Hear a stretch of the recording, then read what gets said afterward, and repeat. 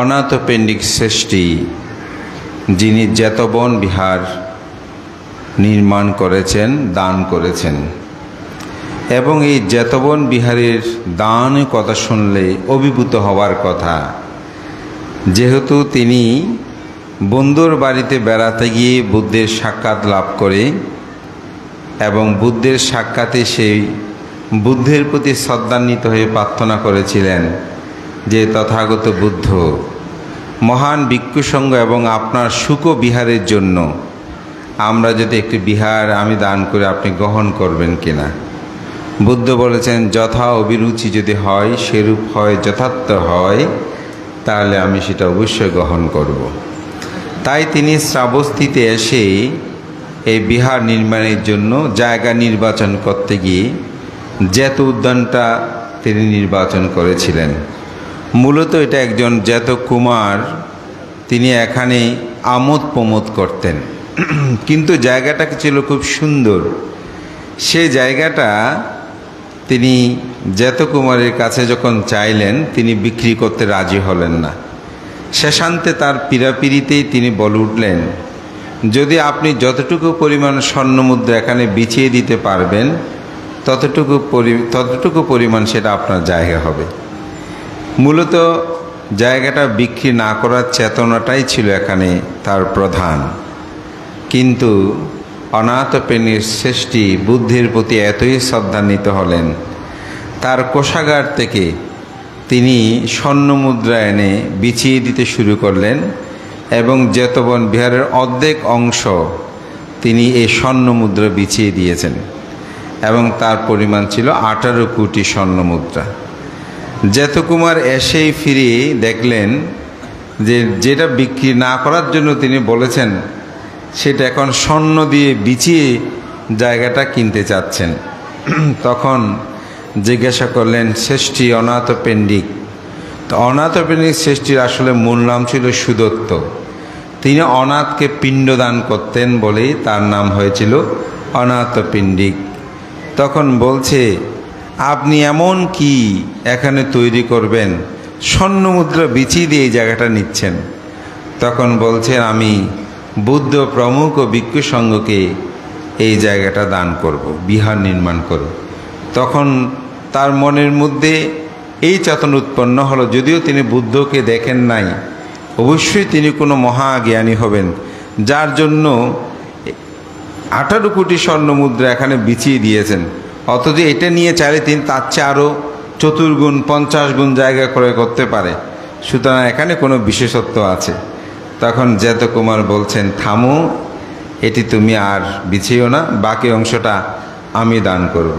যার কারণেই আমরা যে জেতবনে অনাথপিণ্ডিকা আরামে বলি, অর্থাৎ এই বিহারের নামটি হলো জেতবন কুমারের নাম এবং অনাথপিণ্ডিকের নামই এটি আজকে এখনও 2500 বছর পর্যন্ত চলমান।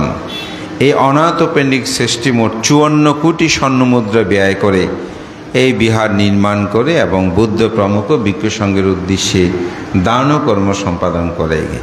কিন্তু কাল হলো একটা জায়গায় তার একটা পুত্র ছিল, পুত্রের নাম ছিল কালো। যেমন তার কালো নাম, তেমনি স্বভাব চরিত্র ছিল সে কালো। সে নারী, অর্থ, বিত্ত, টাকা পয়সা এগুলোই সবসময় সে অপচয় করত এবং এক কথায় মধ্যপায়ী হয়ে, নারী আসক্তি হয়ে ধর্মকর্মে তার কোনো মন নাই, যেদিকে ইচ্ছে সেদিকে তার বিচরণ, এটাই ছিল তার জীবন। অনাথপেণ্ডিক শ্রেষ্ঠীর যত সুনাম সুযশ এই সন্তানটাই ধ্বংস করছে। কারণ আপনি যদি ধার্মিক হন, শীলবান হন, জ্ঞানবান হন, কিন্তু আপনার সন্তান যদি অধার্মিক হয়, মধ্যপায়ী হয়, সে যদি ধর্মান্তরিত হয়, অবক্ষয়ের দিকে চলে যায়, তাহলে আপনার সুনাম সুযশ নষ্ট হবে না? হবে তো। আমাদের সমাজে এরকম অনেক মা বাবা আছেন, ঘর থেকে বের হতে পারে না। কেন? সন্তানের কারণে।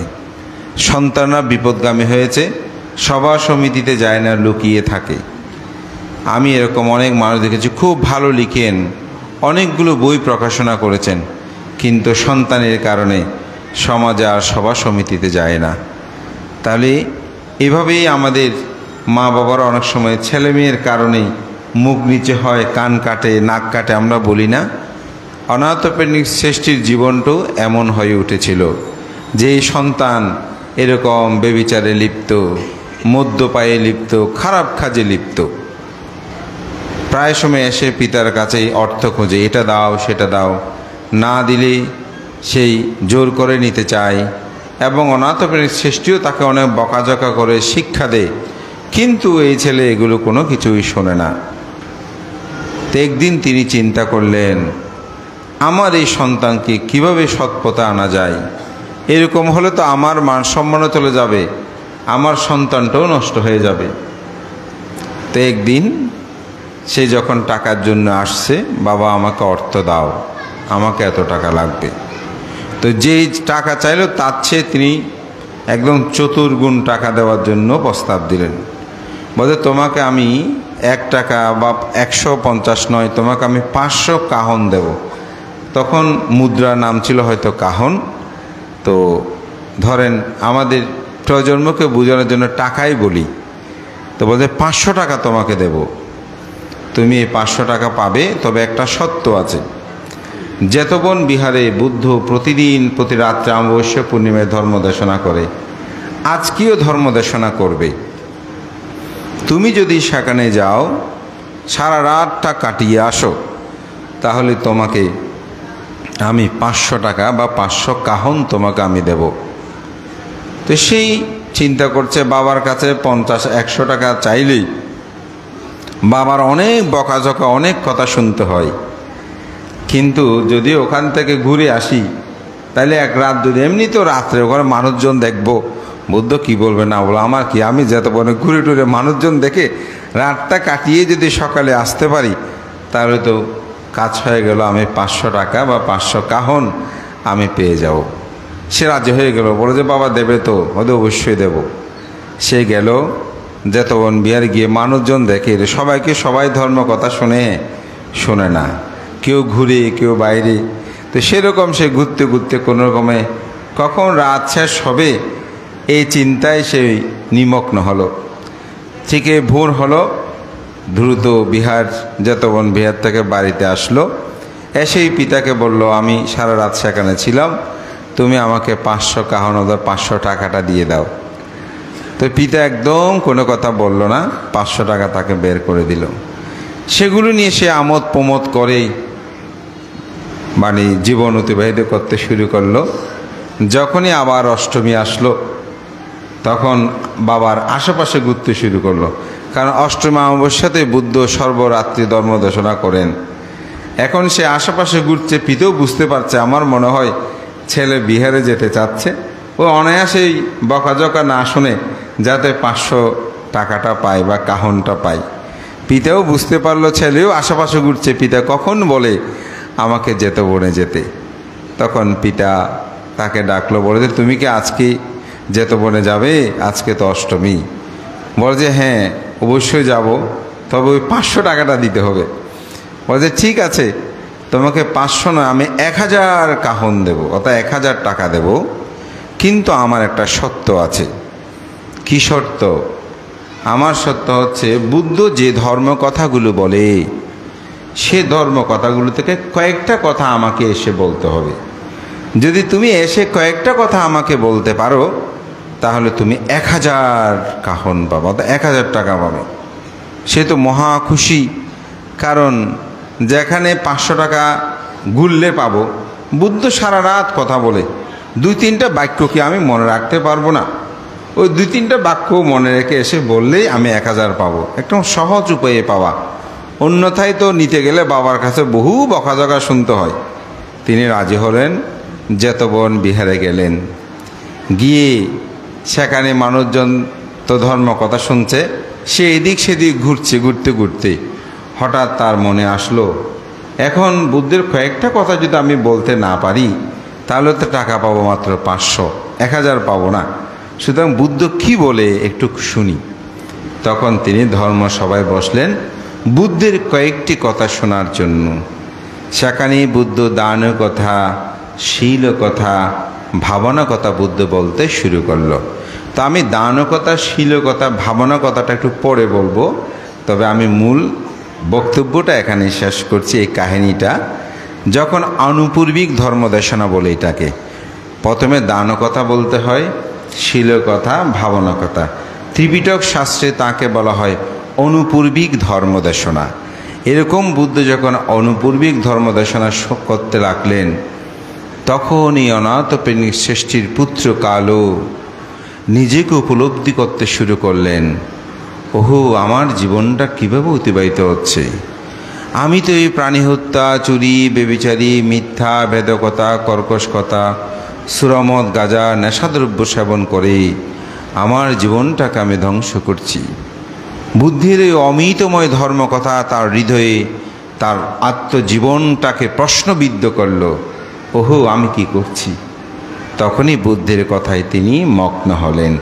এই দানকতা, শীলকতা, ভাবনা কথা শুনতে শুনতেই, বোর হতে হতেই ধর্মসভা থেকে আর উঠতে মন চাইছে না। যতই শুনে ততই শুনতে ইচ্ছে করে।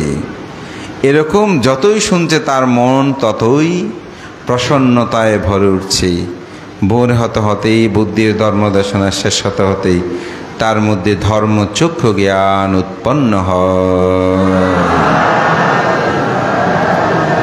অর্থাৎ তিনি শ্রোতাপত্তি ফলে প্রতিষ্ঠিত হয়। তো শ্রোতাপত্তি ফল মানে কি? জীবনের সার্থকতা। আমরা অনেকেই বলি না আমার জীবনটা সার্থক। আসলে জীবন কখন সার্থক হয় জানেন? যখন আপনি চারি অপায়ের দ্বার বন্ধ করবেন, দশ সংযোজনের মধ্যে সৎকায়, দৃষ্টি, বিচিকিৎসা, শীলব্রত, পরামর্শ, এই তিনটি সংযোজন ছিন্ন হবে, আপনি আর কখনো চারি অপায়ে যাবেন না, অর্থাৎ শ্রোতাপত্তি লাভই হবেন। তখন আপনার জীবনটা কিন্তু সার্থক। তাই এখানে আমরা যে যত বড় ভ্রান্ত হই, যতই সংবর্ধনা পাই, যত আগে পিছে অনেক বিশেষণ যুক্ত হোক, আপনাদেরও মাস্টার, শিক্ষক, ডাক্তার, প্রফেসর, শিল্পপতি, সর্দার, যত ধরনের সভাপতি, সম্পাদক, অমুক যত কিছু থাকুক, নির্বাচনে এমপি হলেন, মন্ত্রী হলেন, প্রধানমন্ত্রী হলেন, জীবনটাকে এখানে সার্থক নয়। এটা সফলতা। এটা হচ্ছে কি? সফলতা। সফলতা কিন্তু স্থায়িত্ব নয়, এটি যে কোনো সময় হারিয়ে যায়। আর শ্রোতাপত্তি, সকিতাগামী, অনাগামী, অরহত, এটি হচ্ছে জীবনের শ্রেষ্ঠ প্রাপ্তি। এগুলো কখনো কেউ হরণ করে নিতে পারে না, চুরি করে নিতে পারে না। অর্থবিত্ত, টাকা পয়সা, বিদ্যা, এগুলো মানুষ চুরি করে, ডাকাতি করে নিতে পারে, কিন্তু আপনি প্রজ্ঞা কখনো কেউ নিতে পারে না, এবং এটি জীবনকে সার্থক করে। তো অনাথ প্রেমিক শ্রেষ্ঠীর পুত্র কালোর জীবন সার্থক। তখন তিনি শ্রোতাপত্তি হলেন। তখন তিনি বুদ্ধের কাছে প্রার্থনা করলেন, আমি আর গৃহে যেতে চাই না, আমি আপনার কাছে প্রব্রজা নিতে চাই। কোন কালো কিভাবে পরিবর্তন হলো? আমি আপনার কাছে প্রব্রজা নিতে চাই। তো বুদ্ধের ধর্ম দর্শন একটা বিধান আছে, আপনি যদি প্রব্রজা নিতে চান তাহলে পিতামাতার অনুমতি লাগবে। তো বলে যে ঠিক আছে, তোমার বাড়িতে তো আজকেই সকালে পিণ্ডচারণ আছে, ফাং আছে। আমাদের অনাথ প্রেমিক শ্রেষ্ঠী 500 জন ভিক্ষুকে প্রতিদিন দান করতেন, কমপক্ষে 500 জন ভিক্ষুকে তিনি দান করতেন। তো নিমন্ত্রণে যেহেতু আছে, পুত্র যাবে। পুত্র তো অন্যদিন আগেই দূরে চলে গেছে, এখন যেতে যাচ্ছে না, ভিক্ষু সঙ্গের পিছিয়ে পিছিয়ে যাচ্ছে। আবার একটু লজ্জাবোধ হচ্ছে, যদি বুদ্ধের সম্মুখে আমাকে ওই 1000 টাকা বের করে আমার বাবা বের করে দে, তাহলে বলবে টাকার লোভে ধর্মদেশনা শুনতে গিয়েছেন, তখন তো আমার লজ্জায় মাথা নুয়ে পড়বে। এরকম ভয়ও সংকোচ হয়ে যাচ্ছে। পুত্রের হাঁটা দেখেই অনাথ প্রেমিক শ্রেষ্ঠী দূর থেকে বুঝতে পারলেন, আমার পুত্র তো আগের মতো নেই। হাঁটা দেখে তিনি বুঝতে পারলেন। তখন তার অন্তর্দৃষ্টিতে দেখলেন, কারণ তখন কিন্তু অনাথ প্রেমিক শ্রেষ্ঠী শ্রোতাপত্তি লাভী। তো একজন শ্রোতাপত্তি লাভী কিন্তু আরেকজন শ্রোতাপত্তি লাভীর চিত্ত সম্পর্কে বলতে পারে। আমাদের মধ্যে অনেকের একটা কথা আছে ভান্তে, অরহত একজন মানুষকে যে আমরা অরহত বলছি, তো অরহত বলতে হলে আরেকজনকে অরহত হতে হয়, এরকম আপনারা বলেন। আসলে অরহত চিনতে হলে যে অরহত হতে হবে এমন কোনো কথা নেই। শ্রোতাপত্তিকে চিনতে হলে যে আপনাকে শ্রোতাপত্তি হতে হবে এমন কোনো কথা নেই। অনাগামী হলে অনাগামীকে চিনতে হবে অনাগামী তেমন কোনো কিন্তু কথা নেই। বুদ্ধ কিছু আপনাকে বিষয় দিয়েছেন যেগুলোর মাধ্যমে আপনি বিবেচনা করতে পারবেন উনি আসলে শ্রোতাপত্তি কিনা, সকিতাগামী কিনা, অনাগামী কিনা, অরহত কিনা। এটা লৌকিকভাবে আপনি মোটামুটি বুঝে নিতে পারবেন। কিন্তু লোকোত্তরভাবে যদি আপনি বুঝতে চান তখন অরহত চিত্ত আপনার লাগবে, অর্থাৎ অরহত চিত্ত সম্পর্কে বলতে পারবে, অনাগামী অনাগামিত্ব চিত্ত সম্পর্কে বলতে পারবে, সকিতাগামী চিত্ত সম্পর্কে বলতে পারবে, শ্রোতাপত্তি চিত্ত সম্পর্কে বলতে পারবে। এখানে চিত্তগত, কিন্তু চেনার ক্ষেত্রে আপনি কিছু ক্যাটাগরি দিয়ে বলতে পারবেন। যেমন একজন কসাই যদি আপনাকে বলে, যিনি প্রাণী হত্যা করে, আমি শ্রোতাপত্তি, তাহলে তো এখানে আমরা কেউ বলতে পারবো না আপনি শ্রোতাপত্তি নয়, কারণ আমরা তো এখানে শ্রোতাপত্তি আছে বলে আমার মনে হয় না, ঠিক না? তাহলে কি আমরা কি মেনে নেব সে শ্রোতাপত্তি কসাইকে, চোরকে? না, কারণ বুদ্ধ খুটুদ্বন্দ্ব সূত্রের মধ্যে স্পষ্ট বলেছেন একজন শ্রোতাপত্তি লাভী তিনি কখনো পঞ্চশীল ভঙ্গ করতে পারবে না। তো এখন আপনাদের মধ্যে কেউ যদি বলে আমি 50 কোষ ধ্যান করেছি, আমি এখন শ্রোতাপত্তি লাভী, আপনি কিভাবে চিনবেন? কোনো কারণে যদি তিনি মিথ্যা বলেন আপনি বুঝে নিতে পারবেন তিনি শ্রোতাপত্তি লাভী নয়, কারণ শ্রোতাপত্তি লাভী মিথ্যা বলতে পারে না। যেমন একজন অরহত চিনবেন কিভাবে? অরহতের কোনো লোভ থাকে না, দেশ থাকে না, মোহ থাকে না, কিন্তু তার চিত্তটা বলা সম্ভব নয়। অর্থাৎ অরহত চিত্তটা কেমন এটা বলতে হলে অরহত চিত্ত লাগবে। তো অনাথপ্রেমিক শ্রেষ্ঠী ছেলের হাঁটা দেখে বুঝছে আমার ছেলে পরিবর্তন হয়ে গেছে। আবার যেহেতু তিনি শ্রোতাপত্তি ছিলেন তখন তার শ্রোতাপত্তি চিত্ত দিয়ে দেখলেন যে হ্যাঁ আমার সন্তান তো আগের মতো নেই, সে এখন শ্রোতাপত্তি লাভী। তখন পুত্রকে আর টাকা দেয় নেই।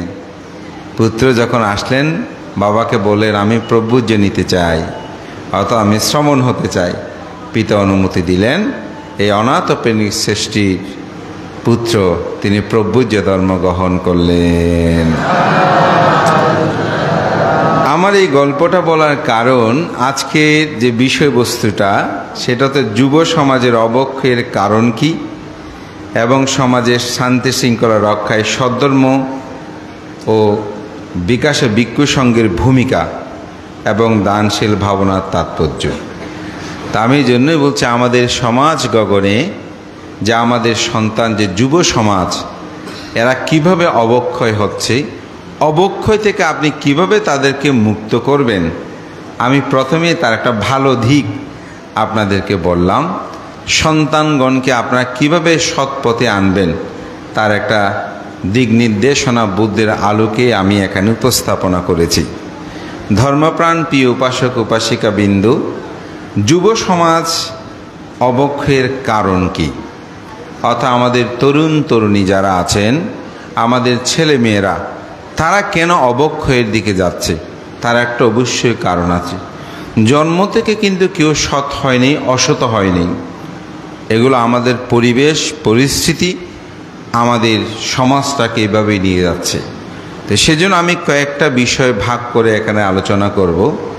আমাদের এই তরুণ তরুণী ছেলে মেয়েগুলো বা যুব সমাজ অন্ধকারে যাওয়ার প্রথম একটা কারণ হচ্ছে অবিবেক এবং তাদের অচিন্তন সিদ্ধান্ত, অর্থাৎ ভ্রান্ত জীবনযাপন এবং ভ্রান্ত সিদ্ধান্ত তাদের অবক্ষয়ের প্রথম কারণ।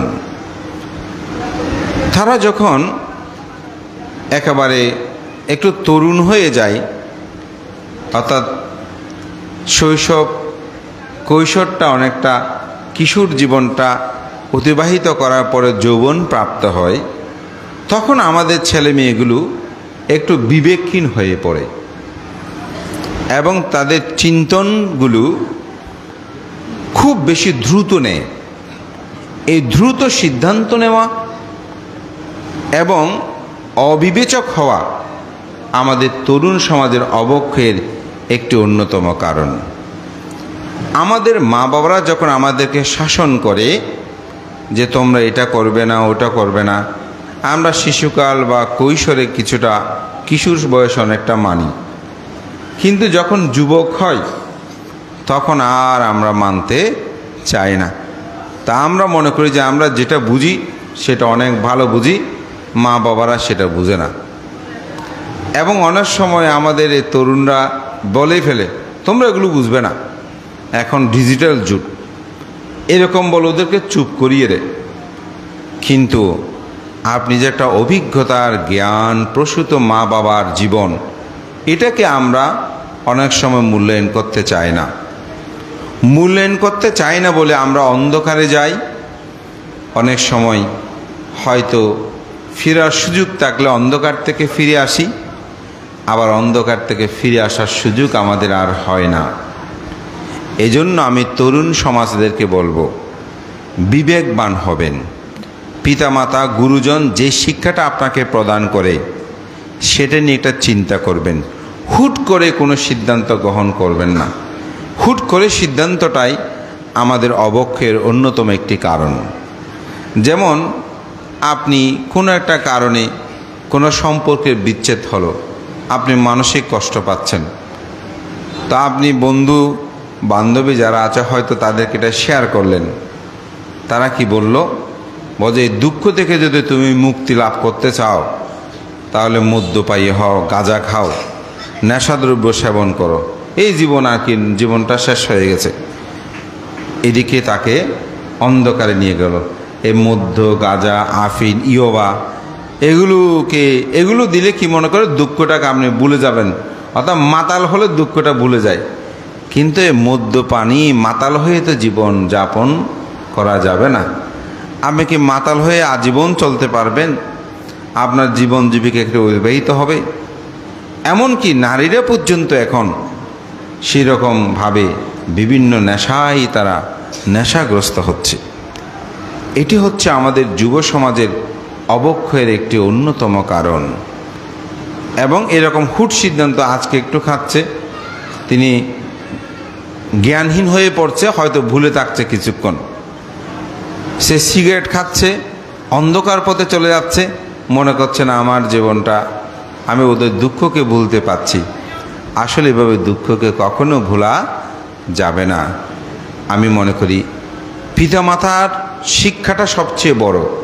পিতামাতার কথাটা যেন আমরা শ্রবণ করি, পিতামাতাকে যেন আমরা মান্য করি, পিতামাতার প্রতি যেন আমরা শ্রদ্ধাশীল হই, তবে আপনি কখনো অন্ধকারে যাবেন না।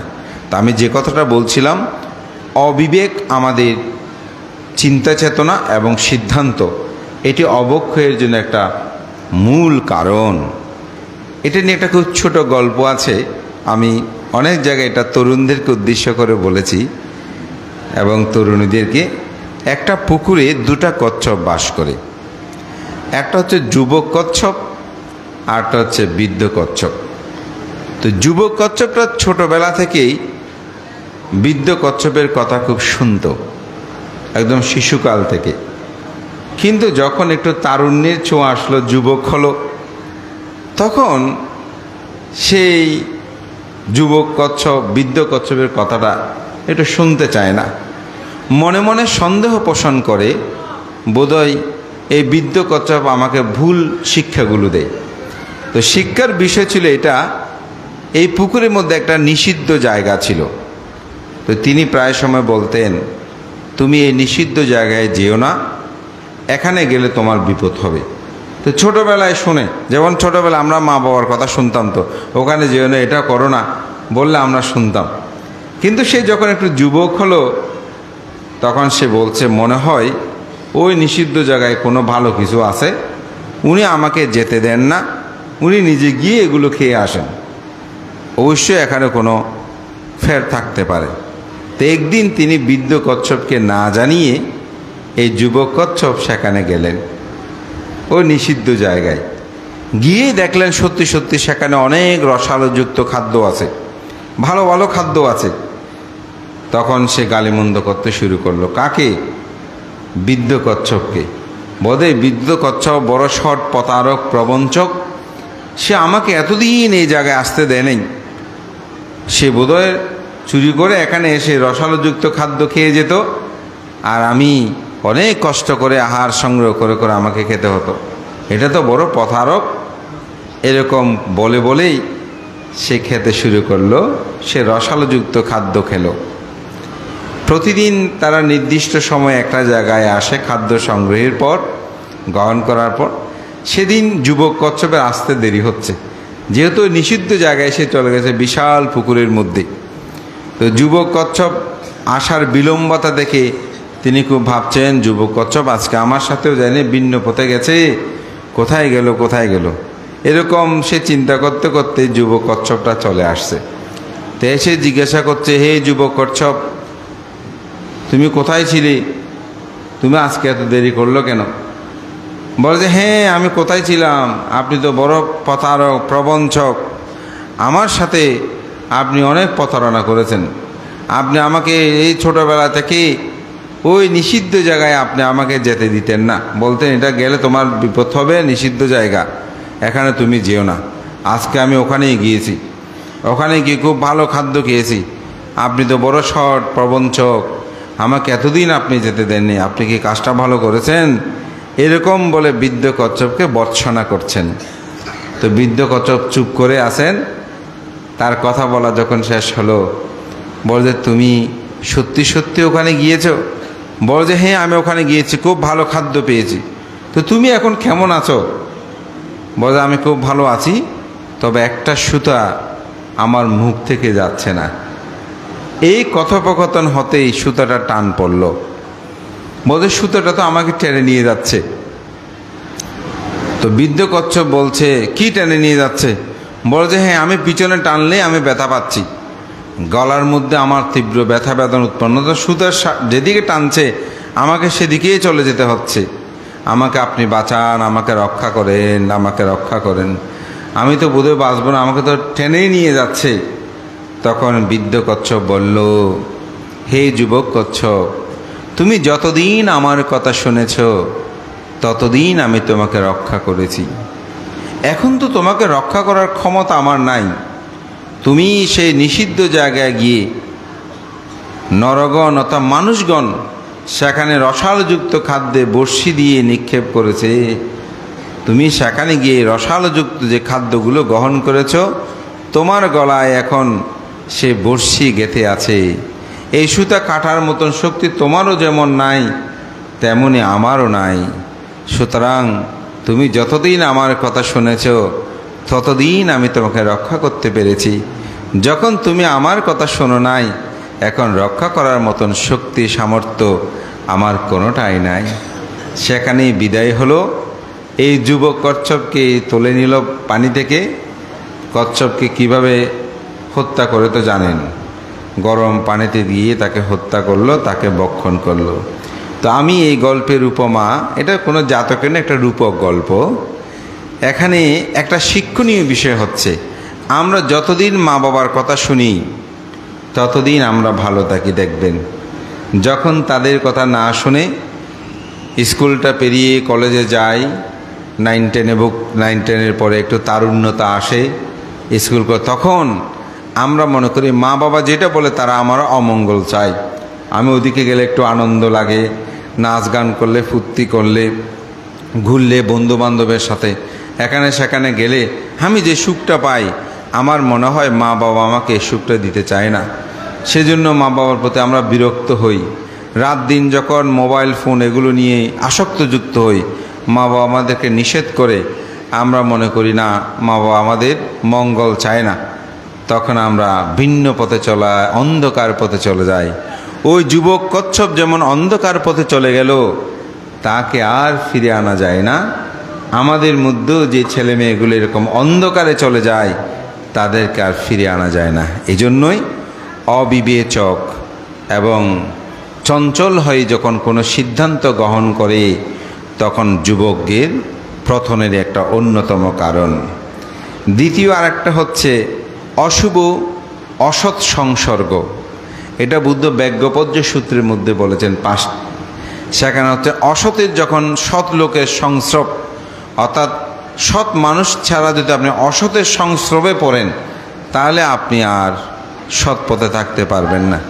আপনার ভালো মা বাবা লাভ করেছেন, পিতা মাতা লাভ করেছেন, ভালো গুরু লাভ করেছেন, কিন্তু আপনি সেগুলোর সাথে না মিশে আপনি অসৎ মানুষের সাথে চলাফেরা করছেন, খারাপ মানুষের সাথে চলাফেরা করছেন, তখন তার সাথে যখন পরামর্শ করবেন, অমুক ছেলে আমাকে এরকম বলেছে, সে বলছে না না অসুবিধা, একটু ঘুরাও তাকে, মজা করো, অমুক করো সমুক করো, এরকম করলে তাকে আমরা সেটা করতে গিয়ে তার যে মহা বিপদ হবে সেটা হয় না। কিন্তু একজন যদি ভালো মানুষের সাথে হয়, ভালো বন্ধু হয়, ভালো বান্ধব, সে বলবে না বন্ধু এখন আমাদের লেখাপড়ার সময়, আত্মপ্রতিষ্ঠার সময়, সুতরাং আমরা এখন সে পথে যাব না, এরকম বলে একজন সৎ তাকে সে শিক্ষাটা দেবে। কিন্তু অসৎ হলে তাকে সে অবক্ষয়ের দিকে যাবার জন্য করবে, ওদিকে চলো অমুক করো সমুক করো, একটু মদ গাঁজা খাই, অমুক করি সমুক করি, এদিকে ঘুরে রাত জেগে থাকি, কেমন এভাবে বিভিন্ন ধরনের ক্রাইম সাথেও তারা অনেক সময় যুক্ত হয়। এভাবেই আমাদের ছেলে মেয়েগুলো, আমাদের তরুণ সমাজ অনেক সময় অবক্ষয়ের দিকে তারা চলে যায়। এই জন্য অসৎ মানুষ, তো অসৎ আর সৎ মানুষ চিনবেন কীভাবে? বন্ধুদের মধ্যে কি পণ্ডিত আছে? বন্ধুদের মধ্যে কি তো জ্ঞানী বলতে সবাই তো সমান। তো আসলে আমরা যে অর্থে সৎ লোক এবং অসৎ লোক বলি, এটি বৌদ্ধ ধর্ম দর্শনের দার্শনিকগতভাবে একটু ভিন্নতাও আছে। আমি একটু লৌকিক ব্যাখ্যায় যদি বলি, যিনি প্রাণী হত্যা করে না, চুরি করে না, বেবিচারি করে না, সুরামদ গাঁজা পান করে না, নেশাদ্রব্য সেবন করে না, আমি বলবো আপনারা মনে করবেন সেরকম যে বন্ধুগুলো আছে, বান্ধবী আছে, সৎ মানুষ আছে, এগুলি হচ্ছে আপনার জন্য সৎ মানুষ। অনেক বইপত্র জ্ঞানী পড়লে যে তিনি পণ্ডিত হবে তা কিন্তু না। তো বুদ্ধ দর্শন বলতে যার কায়্য সংযত, বাক্য সংযত, মনসংযত। তো তরুণ সমাজ কি এগুলো নিয়ে এত ঘাটার সময় আছে? নাই। আমি সেজন্য তাদেরকে বলবো আপনি ভালো মানুষ চিনবেন যে বন্ধুটা নেশাদ্রব্য করে না। মনে রাখবেন আপনি কোন ধরনের বন্ধুর সাথে আপনি মিশবেন। নেশাদ্রব্য সেবন করে না, সে কোনো মিথ্যা কথা বলে না, বেদ কথা বলে না, সম্প্রলাপ করে না, আজে বাজে কথা বলে না। যে বন্ধু বেবিচারি করে না, পরনারী পরপুরুষ এগুলোর সাথে আশ্রযুক্ত হয় না, যে বন্ধু জিনিসপত্র চুরি করে না, যে বন্ধু প্রাণী হত্যা করে না, আপনি বলবেন সেটা ভালো, তার সাথে মিশবেন। আর এগুলো যারা সম্পাদন করে সে হচ্ছে অসৎ। এই অসতের সাথে যত মিশবেন আপনার জীবন অন্ধকার হবে। আমার দেশনা আপনারা হয়তো অনেকে শুনে, আমি মাঝে মধ্যে অনেক উপমা দিই। আমার একটা বাস্তব উপমা। আমি একবার চট্টগ্রাম কেন্দ্রীয় কারাগারে গিয়েছিলাম বুদ্ধ পূর্ণিমা উদযাপন উপলক্ষে, চট্টগ্রাম ওখানে। তো ওখানে আমি গিয়ে যখন বসলাম সঙ্গদানে, আমাদের শ্রদ্ধেয় উপসংগরাজ প্রয়াত শিলানন্দ ভান্তও ছিলেন, আমরা আরও 5-6-7 জন ভিক্ষু গিয়েছি। তো ওখানে গিয়ে বসার পরে সঙ্গদান শুরু হলো, খাওয়া দাওয়া শেষ হলো। একটা ছেলে এসে আমাকে বলছে, ভান্তে হ্যাঁ আপনি আমাকে চিনতে পারছেন? এখন এই বিপদকালীন সময়ে তার বিপদে আমি তাকে চিনি না কথাটা বলাটাও কেন জানি মানায় না। বলে যে ভান্তে এখন আমাকে চিনতে পারছে না। আবার চিনি বললেও ভিক্ষু হিসেবে তো মিথ্যে বলা যায় না। তা আমি বললাম কোথায় দেখেছে, আসলে আমার ঠিক মনে পড়ছে না, তোমার এমনি বাড়ি কোথায়? বলছে ভান্তে আমার বাড়ি অমুক জায়গায়, অমুক, আমি অমুকের আত্মীয়। তখন আমি অবশ্যই চিনতে পেরেছি। হ্যাঁ হ্যাঁ হ্যাঁ চিনতে পেরেছি। তো তুমি এখানে কেমন করে? বলে যে ভান্তে আমি প্রিমিয়ার ইউনিভার্সিটি যেটা আছে চট্টগ্রামে, ওখানে সেই বিবিএ পড়ছে। বলে ভান্তে আমি ওখানে বিবিএতে অধ্যয়নরত। আপনার বিহার একবার আপনার সাথে কথা হয়েছিল। তো তাহলে আসলে প্রত্যেক দিন অনেকজনের সাথে কথা হয়, ওই জন্য হয়তো আমার মনে নাই, তবে আমি তোমাকে এখন চিনতে পেরেছি। তো বলে যে ভান্তে, আমার এক বন্ধু সে একটা ছেলেকে কিডন্যাপ করেছে। এখন কিডন্যাপ করে সে টাকা দাবি করেছে, কিন্তু সে এগুলো কিছুই জানে না, কিন্তু তার সাথে তার বন্ধুত্ব আছে। জিসি মোড় আপনারা অনেকে চিনবেন। এই জিসি মোড়ের মধ্যে ওই বন্ধুর সাথে সেখানে আড্ডা দিয়েছে, গল্প টল্প করে তারপর সে বাসায় চলে আসছে। তো বাসায় চলে এসে পৌঁছেছে, ওই জন্য তাকে একটা ফোন দিল, বন্ধু আমি পৌঁছে গেছি বা এই ধরনের একটু কথাবার্তা হলো ওরই। ঠিক সে চলে আসার পৌঁছা কিছুক্ষণ পরে পুলিশ তার বন্ধুটাকে অ্যারেস্ট করলো। অ্যারেস্ট করার পরে তার ডায়ালে যাদের নাম্বার ছিল, যার বন্ধু তার মধ্যে তারও ছিল, তাকে আবার ফোন করলো। ফোন করে বলছে, বন্ধু আমি একটু বিপদে আমি একটা বিষয় আছে, তুমি একটু তাড়াতাড়ি আসো। বলছে না আমি এখন আসলাম না। বলছে না না তুমি একটু তাড়াতাড়ি আসো। সে যখন আসছে তখন তো পুলিশ তাকে অ্যারেস্ট করে, পুলিশে মূলত তাকে ফোন করিয়েছে। আসার সাথে সাথে তাকে জড়িত আছে বলে তাকে ধরে ফেললো, অ্যারেস্ট করে পাঠিয়ে দিল। চিন্তা করে, কিন্তু সে এগুলো কিছুই জানে না, কারণ ওই বন্ধু যে এরকম করে সে তো জানে না। কিন্তু কোনো কারণ ছাড়া একেবারে মানে অহেতুকভাবে সে জেলে বন্দি। তা আমাকে বলছে ভান্তে একটু আশীর্বাদ করবেন। তা আমার তো আসলে কোনো শক্তি নাই, ওখানে আমরা গিয়েছি অতিথি হিসেবে সঙ্গদানে। তা আমি তাকে একটা কথা বললাম, তুমি পুণ্যের কাছে আজকে যে সঙ্গদান করেছো এখানে বৌদ্ধ পূর্ণিমা উপলক্ষে, পুণ্যের কাছে তুমি অধিষ্ঠান করো, এবং তুমি যদি নির্দোষ হও তুমি মনে মনে প্রার্থনা করো আমি নির্দোষ, আমি এই পুণ্যকর্ম করেছি, এই সত্য প্রভাবে আমার চার্জশিটে যেন আমার নাম না থাকে এবং আমি যেন এখান থেকে মুক্তি লাভ করি। তুমি এইরকমভাবে আজকে তুমি পুণ্যের কাছে প্রার্থনা করো, যদি তুমি নির্দোষ হও। কারণ আমি তো জানি না, ও বলেছে যে আমি যে এটা সত্য সেটা আমি বুঝি না। যদি তুমি নির্দোষ হও তাহলে তুমি অবশ্যই এখান থেকে বের হতে পারবে, তুমি মুক্তি পাবে। সে কী করেছে প্রার্থনা আমি জানি না, ঠিক 15 দিন কি 1 মাস এই ধরনের পরে সে আমার বিহারে আসছে। এসে মোমবাতি আছে হাতে, আমার এখনও স্মৃতিপটে মনে আছে। ঢুকতে আমাকে দেখে বলছে ভান্তে কেমন আছো? আমি ভালো আছি, তুমি কেমন আছো? বলছে ভান্তে আপনি আমাকে চিনতে পারছেন? আমি বললাম হ্যাঁ হ্যাঁ তোমাকে আজীবন আমি এখন চিনতে পারবো। তো তুমি কখন ছাড়া পেলে? বলবান তো ওই দিন আমাকে চার্জশিট থেকে নাম বাদ পড়েছে, আসলে বান্ত আমি যে নির্দোষ এটা। তা আমি তাকে আশীর্বাদ করলাম, ঠিক আছে বন্দনাদি করো, পরে কথা হবে। তো আমি এই কথাটা বলছি, অসত্যের সাথে যখন সংস্রব হবে, চলাফেরা করবেন খারাপ মানুষের সাথে, তখন আপনার এই ধরনের বিপদ হবে। আর আপনি যদি সৎ মানুষের সাথে চলেন তাহলে আপনার কল্যাণ হবে। এটা একেবারে বুদ্ধের আমরা মহামঙ্গলের মধ্যে দেখতে পাই, যে সেখানে যে অতীত জন্মের কাহিনী বলতে গিয়ে বুদ্ধ সেখানে বলেছেন, একটা ঘোড়া, রাজার ঘোড়া, সে খুব সুন্দরভাবে হাঁটা চলা করত, কিন্তু তাকে যিনি সেবা করত ঘোড়ার সেবক, সে ছিল খঞ্জ, অর্থাৎ পা ঠিক নেই, দাবিয়ে দাবিয়ে হাঁটে। এখন এটাকে যখন পরিচালনা করছে, কিছুদিন পর দেখা গেল এই ঘোড়াটা দাবিয়ে দাবিয়ে হাঁটে। তো রাজা দেখে বলছে আমার মঙ্গল, এই ঘোড়াটা দাবিয়ে দাবিয়ে কেন হাঁটে? অনেক ট্রিটমেন্ট করলো, কিন্তু দেখা গেল যে ঘোড়ার কোনো অসুখ বিসুখ নাই, ঘোড়াটা এমনি দাবিয়ে হাঁটে। তো মন্ত্রীকে বলছে, মন্ত্রী এখন কি করা যায়? তো মন্ত্রী এটার পর্যবেক্ষণ করে বলছে, রাজন আপনার যে ঘোড়ার সেবক আছে তাকে এখান থেকে চাকরিচ্যুত করতে হবে, আরেকজন মানুষ লাগবে। রাজা বলছে কেন? ঘোড়ার অসুখ হয়েছে, এখন সেবককে কেন আপনি পরিবর্তন করতে হবে?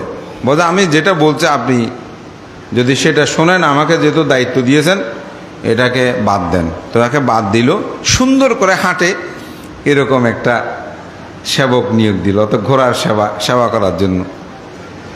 তো সেই এসে ঘোড়াটাকে নিয়ে কিছুদিন হাঁটতে হাঁটতে দেখা গেল ঘোড়াটা আগের মতো সুন্দর করে হাঁটে।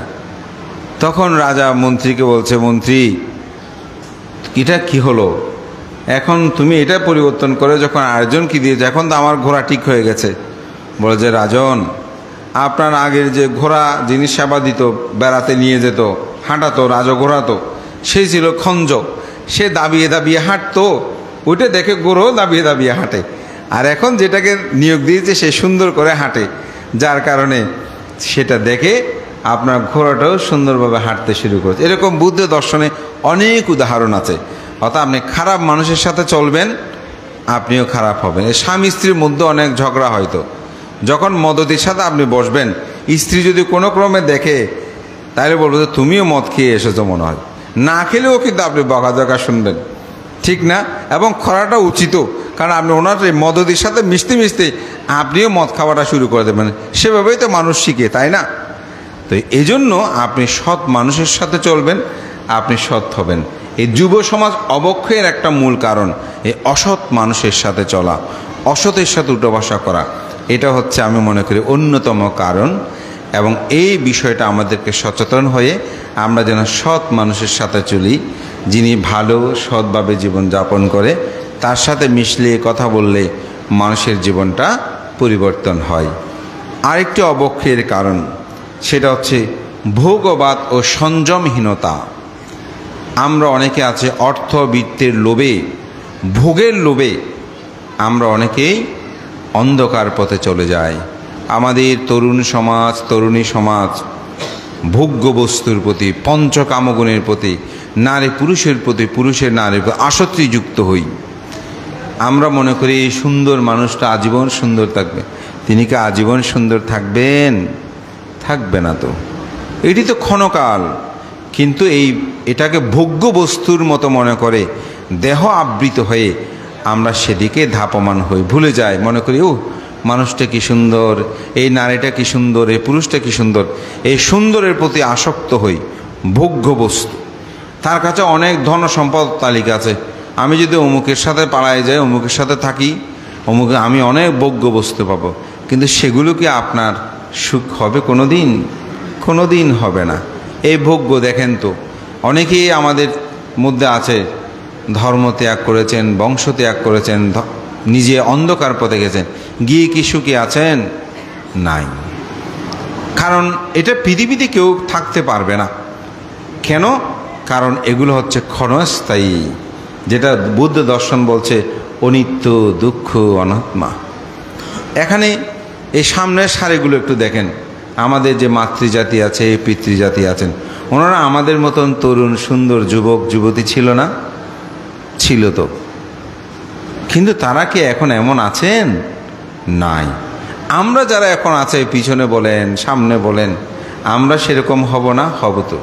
তা আপনি যখন কোনো ভোগ্য বস্তু সেগুলোকে যদি আপনি কাম লিপ্সায় যদি আপনি আবৃত হওয়ার পূর্বেই যদি ভাবেন না এটা তো বড় অনিত্যময়, এটা তো চিরকাল থাকবে না, এটার জন্য আমার মা বাবা ভাই বোন ধর্ম কর্ম সবাইকে আমরা ত্যাগ করলাম, এটি কি একটা জীবন হলো? এটাই কি জীবন? তা আমাদের তরুণ সমাজ এগুলোর প্রতি আসক্তযুক্ত হয়ে অনেক সময় অন্ধকারের দিকে তারা চলে যায়। তাদেরকে ভাবতে হবে না এই জগৎটা অনিত্যময়। এটার জন্য একটা জ্ঞান আপনার মধ্যে সৃষ্টি করতে হবে, সেটা আমি একটু পরে বলবো। তবে আমি অবক্ষয়ের কারণ এবং প্রতিকারগুলো একটু হালকা করে বলছি। তো এটা হচ্ছে আমাদের সমাজটা অন্ধকারে যাওয়ার জন্য একটা কিন্তু অন্যতম। আমরা তার সৌন্দর্য দেখে, তার অর্থবিত্ত দেখে, টাকা পয়সা ঘর বাড়ি দেখে অথবা গাড়ি ঘোড়া দেখে মনে করি না আমি যদি তার সাথে থাকতে পারি আমার মনে হয় জীবনটা সুখের হবে। না, কোনো দিন সুখের হবে না। জীবন এটা মনে রাখবেন, আপনার মা বাবা আত্মীয় জ্ঞাতি তারা যদি এই পৃথিবীতে আপনাকে লালন পালন বর্ধন না করতেন, আপনি কি এই পৃথিবীতে বেঁচে থাকতে পারতেন? নিজেকে নিয়ে কখনো প্রশ্ন করেছেন? অনেক আমাদের তরুণ সমাজ আছে স্বর্গ নরক বিশ্বাস করতে চায় না, আছে না? মানতে চায় না। আপনি যতই বলেন তোর পাপ হবে, হ্যাঁ কিসের পাপ, এরকম বলে উড়িয়ে দে। আমি বলি ঠিক আছে, আপনাকে মানতে হবে না জোর করে, কিন্তু আপনি পৃথিবীতে যে আবির্ভাবভূত হলেন, আপনি যে পৃথিবীতে জন্মগ্রহণ করেছেন, আপনাকে যে লালন পালন করেছে 3-4 বছর 5 বছর পর্যন্ত মলমূত্র তারা পরিষ্কার পরিচ্ছন্ন করেছে, গর্ভে ধারণ করেছে, সেটা কে করেছে একটু নিজেকে প্রশ্ন করেন তো। পিতামাতা যদি না থাকতো আমরা বেঁচে থাকতাম? গরুর বাছুর জন্মগ্রহণ করে মায়ের দুধ খুঁজে নিয়ে পান করতে পারে, কিন্তু একজন মানুষের পক্ষে সেটা সম্ভব নয়। অথবা পৃথিবীর সবচেয়ে শক্তিশালী প্রাণী জগতের মধ্যে হচ্ছে মানুষ, সবচেয়ে ক্ষমতাবান, পৃথিবীর সব কিছুকে পরাস্ত করতে পারে একমাত্র মানুষই, আর কেউ পারবে না। এত শক্তিশালী মানুষই পৃথিবীতে সবচেয়ে বেশি অসহায়। এই শক্তিশালী মানুষটাই পৃথিবীতে সবচেয়ে বেশি অসহায়। জন্মগ্রহণের পর কথা বলতে পারে না, মলমূত্র পরিষ্কার পরিচ্ছন্ন করতে পারে না, কাপড় পরতে পারে না, আমাকে খাবার দাও একটা বলতে পারে না, খাবার সংগ্রহ করতে পারে না, ঠিক না? সব পরের উপর নির্ভরশীল। অথচ এই মানুষই অহংকার করে বলে আমার জন্য তোমরা কি করেছ, আমার উপর, আমি কি কারোর উপর চলি, আমি কারো দাঁড়ি না। এখানে বলে নাই এই কথাটার সংখ্যা আমার মতে খুব কম, আমি কারো দাঁড়ি না, কিন্তু তিনি জন্ম থেকেই ধার ধরেছেন। যদি 80-100 বছর হয় তাহলে তো কথাই নাই। এই বৃদ্ধ বয়স উঠার সময় বলে যে আমাকে একটু ধরে তোলো তো। আমাদের বুড়ো ভান্তাগু আছে না, আমরাও সেরকম হব। অসুস্থ যখন হয়ে বলে যে একটু ধরো, দেখেন কি অসহায় হয়ে যায়। এই অসহায় বিষয়গুলো যখন আমরা চিন্তা করি, তাহলে আমার মা বাবা আমার জন্য কি না করেছে, কিন্তু আমরা একটা ছেলের প্রতি ভোগলিপ্সায় আপ্লুত হয়ে, মেয়ের প্রতি হয়ে আমরা সেই মা বাবার অবদানকে তুচ্ছ করি। সে মা বাবা সমাজ গগনে ছেলে মেয়ের কারণে নাক মুখ কেটে যায়, তাদের জীবনটা অন্ধকার হয়ে যায়। আমৃত্যু অনুশোচনা করে যে সন্তান মা গর্ভে ধারণ করে কষ্ট করেছে, মায়ের গর্ভের কষ্ট চিন্তা করতে পারবেন? কখনো উপলব্ধি করেছেন? কোনো সন্তান কি সেটা করেছে? এক ছেলে মাকে মারে, তো মা শেষ পর্যন্ত সহ্য করতে না পারে বোর্ড অফিসে গিয়ে একটা কাঁঠাল দিয়ে গেছে, বলে কাঁঠালটা আন। তো নিয়ে তার পেটের মধ্যে বাঁধল। কোন ওই ছেলে পেটে বেঁধে দিয়েছে কাঁঠালটা, ভালো এর কাছে নিতে নিতেই মাথা ঘুরে পড়ে কলসিটা সব ভেঙে গেল। তখন মারতে শুরু করলো। তখনকার বিচার কিন্তু সেরকম, ব্যথাঘাত করতে শুরু করলো। সেই বেতের আঘাতে মা মা করে চিৎকার করতে শুরু করলো। এমন মাইর চলছে, মা সহ্য করতে না পারে দৌড়ে গিয়ে চেয়ারম্যানের পায়ে ধরে বলছে, আমার ছেলে আমাকে মারে না, এটা আমি এমনি বলেছি, আপনি আমার ছেলেকে ছেড়ে দেন, আর মারিয়েন না। এটা কিন্তু একেবারে বোয়ালখালী অঞ্চল বলছে, ওখানে এই ঘটনাটা ঘটেছে, তার একটা উদাহরণ আপনাদেরকে বলছি। এটাই হচ্ছে মা। সুতরাং এই মাকে যদি আপনারা চিনতে না পারেন, তাহলে ভোগের লিপ্সায় আবৃত হয়ে ভিন্ন পথে যাবেন। পিতার কথা বললে তো বুঝেন, অজাতশত্রু পিতার নাম কি? বিম্বিসার। জাত হওয়ার পূর্বে যিনি শত্রু তার নাম ছিল অজাতশত্রু। এই অজাতশত্রু রাতের অন্ধকারে অস্ত্র নিয়ে তার পিতার কক্ষে প্রবেশ করেছে। প্রহরীরা ধরে ফেলল, জিজ্ঞাসা করলো, তুমি কেন অস্ত্র নিয়ে রাজপ্রাসাদে প্রবেশ করছো পিতার কক্ষে? কারণ নিয়ম আছে, রাজার কক্ষে অস্ত্র নিয়ে কেউ গমন করতে পারবে না। তো ছেলে তো আবেগে বলে ফেলছে, 16 বছরের বয়স, বলে আমি রাজত্বের লোভে, রাজত্বের জন্য আমি আমার পিতাকে হত্যা করতে এসেছি। পিতা অবাক হলেন, হে পুত্র, তুমি কি বলো? আমার একমাত্র সন্তান, আমি মৃত্যুবরণ করলে তো তুমিই রাজা হবে। বলে না, আপনি কখন মরে যাবেন, কখন আমি রাজা হব? আমি এখন রাজা হতে চাই। বলতে ঠিক আছে, তোমাকে কালকে রাজত্ব দেব। সেই পুত্রকে তিনি সাথে সাথে রাজত্ব দিয়েছিলেন। এবং রাজত্ব দেওয়ার পর দেবদত্ত ওই অসৎসঙ্গ, দেবদত্ত কুপ্ররোচনা দিল, মন্ত্রী এখানে মিনিস্টার যা আছে সব তো তোমার বাবার নিয়োগপ্রাপ্ত কর্মচারী, তোমার বাবা চাইলে তো যে কোনো সময় তোমাকে ক্ষমতাচ্যুত করতে পারে, সুতরাং তাকে বাইরে রাখাটা ভালো হবে না। তখন তাকে বন্দি করে কারাগারে নিক্ষেপ করলো, পিতাকে নির্যাতন করলো। তিনি যখন নিজেই সন্তানের পিতা হলেন, কে? অজাতশত্রু, তখন তার মধ্যে একটা আনন্দের বন্যা বয়ে গেল। যারা পিতা হয়েছেন তারা বুঝবেন, সন্তান যখন ভূমিষ্ঠ হয়, যখন সন্তানের পিতা হন, তখন কেমন আনন্দ। তার মধ্যে একটা আনন্দ উৎপন্ন হয়েছে। তখন সে চিন্তা করছে, সমগ্র রাজ্যের মধ্যে উৎসব ভেরিবাদ দিয়ে দিল। আমাদের উৎসব দেয় না, জাতীয় উৎসব এরকম। তখন মাকে গিয়ে বলছে, মা, আমি যখন জন্মগ্রহণ করেছিলাম তখন আমার পিতা কি করেছিল? বলছে, তোমার পিতা কিরূপ উৎসব করেছে আমি তার বর্ণনা দিতে পারবো না, তবে আমি তোমাকে দুটো উদাহরণ দিতে পারি। কি উদাহরণ? তুমি যখন আমার গর্ভে এসেছিলে তখন আমার এত বেশি তৃষ্ণা উৎপন্ন হয়েছিল তোমার পিতার রক্ত পান করতে, কিন্তু তিনি তো রাজা, তার রক্ত পান করার কথা আমি কিভাবে বলবো? তিনি আমার স্বামী, এ কথা কি বলা যায়? তাই আমি আমার গর্ব নষ্ট করতে চেয়েছিলাম, কিন্তু তোমার পিতা এমনভাবে প্রহরী নিয়োগ করেছিল, অর্থাৎ সেবিকা নিয়োগ করেছিল, আমি সেটা করতে পারি নাই, ধরা খেয়ে যায়। তখন তোমার পিতা আমাকে একদিন রাত্রে জিজ্ঞাসা করছে, রানী, তোমার এমন কি হয়েছে যে তুমি তোমার গর্বটা তুমি নষ্ট করতে চাচ্ছ?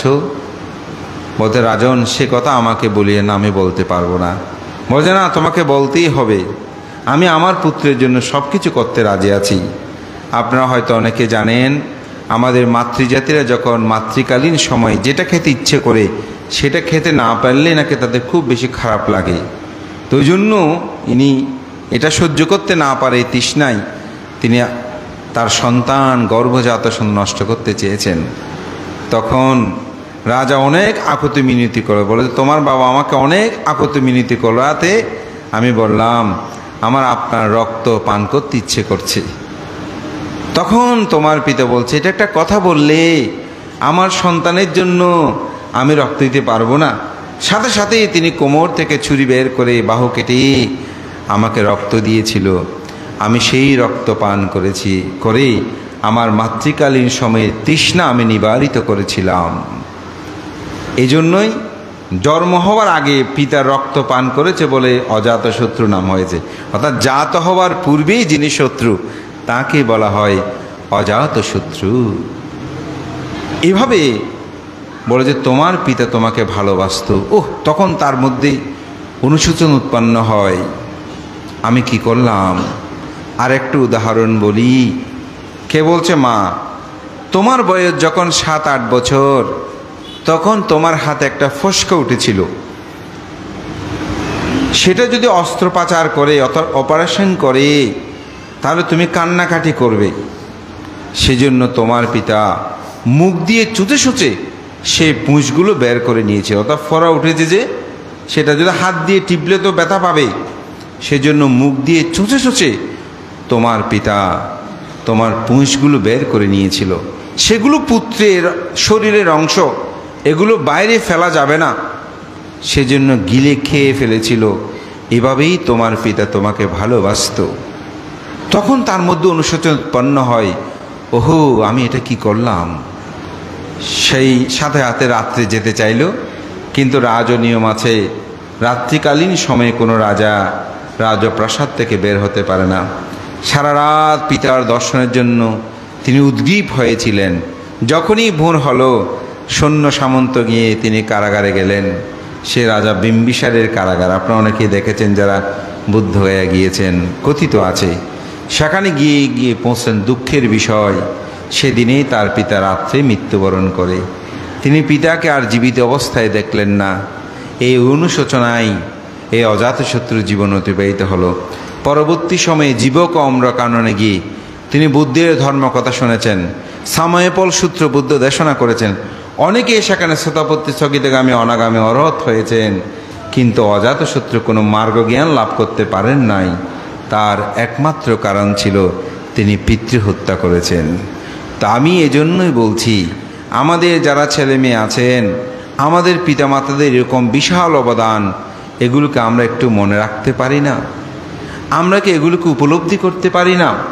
আমরা যদি এরকম উপলব্ধি করি, তাহলে আমরা কি ভোগবাদীর প্রতি আসক্তিযুক্ত হয়ে আমরা কি ধর্মটাকে ছাড়তাম? আমরা কি অন্যের হাত ধরে চলে যেতাম?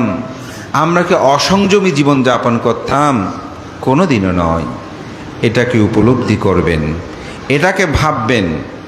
আপনি যে কাজটা করছেন, মনে রাখবেন আপনিও তার কর্ম সৃষ্টি করছেন। কেউ কর্মের কিন্তু বাইরে নয়। বুদ্ধ ধর্মটা এমন একটি ধর্ম, যে ধর্মের কর্মফল আপনাকে অবশ্যই উপলব্ধি করতে হবে। নৈতিক এবং নৈতিকতার যেটা অবক্ষয় বর্তমান সমাজে, এটা আমি ইতিমধ্যেই অন্য পয়েন্টগুলোতে আলোচনা করে নিয়েছি। যেমন নেশা দ্রব্য সেবন, বাজে বন্ধু বান্ধবের আড্ডায় আমাদের নীতি নৈতিকতাগুলো আমরা হারিয়ে ফেলছি। বুদ্ধির যে আদর্শ শিক্ষা, এটিকে আমরা মানতে চাই না। অনেকে আছে জন্মান্তর বিশ্বাস করতে চায় না, নির্বাণ বিশ্বাস করতে চায় না, বলে যে এগুলো কি, বুদ্ধ পূজা কি, ভিক্ষু সংঘ কি, এগুলোর প্রতি আমরা অনেকটা উদাসীন হয়ে একেবারে বিভব তৃষ্ণার মধ্যে পড়ে যায়, আসক্তিযুক্ত হই কাম্য ভোগ বস্তুর প্রতি। আমি মনে করি এটি আমাদের যুব সমাজকে ধ্বংসের কিন্তু একটা অন্যতম কারণ। আমরা মনে করি এই জীবনে খেয়ে দিয়ে চলতে পারা, এটা হচ্ছে আমাদের জীবন। সুতরাং এটি যুব সমাজকে অন্ধকার নিয়ে যায়। আরেকটি অন্যতম এখন যেটা যুব সমাজের বা আমাদের তরুণ সমাজের অবক্ষয়ের অন্যতম কারণ, সেটা হচ্ছে প্রযুক্তি। প্রযুক্তির অসৎ ব্যবহার, এটা আমাদের তরুণ সমাজকে, আমাদের পরিবার সমাজকে এখন ধ্বংস করছে। এই মোবাইলের মাধ্যমে, মিডিয়ার মাধ্যমে, এ যোগাযোগের মাধ্যমে কোথায় থেকে কোথায় আসক্তিযুক্ত হচ্ছে মানুষ। দিবারাত্রি দীর্ঘ সময়ের রাত জাগা। অবাক করার বিষয়, এই ছেলে মেয়েগুলো আমি বলবো তারা বিজ্ঞানবাদী, মানে বিজ্ঞান যেটা বলে সেটাকে তারা গ্রহণ করে। তো বিজ্ঞান কি বলে আপনাকে? বিজ্ঞান বলছে আপনি রাত 10টার আগে ঘুমিয়ে পড়বেন, ভোর 4টার মধ্যে উঠবেন। তাহলে 12টা থেকে রাত 2টা পর্যন্ত আপনার শরীরে যে সেলগুলো উৎপন্ন হয়, অর্থাৎ নতুন পুরনো সেলগুলো মরে যায়, নতুন সেল উৎপন্ন, তার শরীরে সজীব রাখে। যেমন কোনো মানুষ অসুস্থ হলে তাকে ঘুমের ওষুধ দেয় বেশি, খেয়াল করেছেন এটা? ঘুমে থাকলে সেলগুলো, অর্থাৎ শরীরটাকে রিকভার দেওয়ার জন্য এক ধরনের সেল এগুলো উৎপন্ন হয়। আমরা আগের মতন স্মৃতিধর নয় কেন? আগে মানুষ যেভাবে হিসাব করে চলতে পারত, মানুষের নাম মনে রাখতে পারত, এখন পারে না। কারণ আমরা রাত জেগে থাকি। এটা আমাদের স্মৃতিশক্তির প্রখরতাকে কমিয়ে ফেলে। তা আমাদের ছেলে মেয়ে, আগে মানুষ ভোরবেলা উঠে পড়তো, এখন রাত জেগে পড়ে। তো এই সারা রাত এই মোবাইলগুলোর অপব্যবহার, এটা আমাদের তরুণ এই সমাজ, শুধু তরুণ নয়, আমাদের যারা বলবো যুবক যুবতী বলে সবাই এটা একটা আসক্তিতে যুক্ত হয়েছে। এটাকে কি করবেন? এটাকে আমি বলবো একটা নিয়মের মধ্যে আপনি ব্যবহার করেন, কিন্তু একটা নিয়মের মধ্যে আনেন। এটা থেকে এতটা। কালকে একজন আমাকে ফাং করতে আসছে, তো ওনার ছেলেকে নিয়ে আসছে। আপনার ছেলে আগে থেকে একটু ভালো হয়েছে, একটু দুষ্ট, সেই বলতে বানতে কি বলিয়েন না, চোখ শেষ বলতে দেখে একটা চশমা দিয়েছে। বলতে আমাকে বানতে সেদিন সে ভাত খাচ্ছে, বলতে মা আমি চোখে দেখে চশমাটা আমাকে এনে দেন। অর্থাৎ ছোট বাচ্চা, শেষ হয়ে গেছে। আবার তরুণরা তো আছেই। আমাদের শ্রদ্ধেয় মহামান্য সঙ্গরাজ এখন 101 বছর। আমি একটা সঙ্গদানে গেলাম, শুরু হবে, তার পূর্বে দেখতে তিনি পেপার পড়তেছে যে এভাবে, কোনো চশমা নাই। আমি অবাক হলাম। আমি ওই ছবিটা তুলে একটা পোস্ট দিলাম এটা নিয়ে, যে এই বয়সেও তিনি চোখে চশমা না দিয়ে দেখছেন। শৃঙ্খলাবদ্ধ জীবন, নিয়ম নীতি জীবন। তা আমি যেটা বলছি যে এজন্যই আমাদের এই প্রযুক্তির এটা অপব্যবহার, এটা আমাদের ক্ষতি করছে। যেমন আপনারা এখানে হয়তো আমার দেশটা শুনছেন 1000, 2000, 3000 মানুষ হতে পারে, কিন্তু আপনি যখন আমাদের শেখ কুমার টিভি থেকে এগুলো লাইভ দেয় আমার শিষ্যরা, যখন আমার দেশে আসার সময় দেখি ওখানে প্রায় 2000-3000 মানুষে দেখেছে, হয়তো পুরো না দেখলেও ঢুকেছে, দেখেছে তো কেউ কেউ। তো 3000 যদি হয়, কমপক্ষে 2000 মানুষ তো দেখেছে।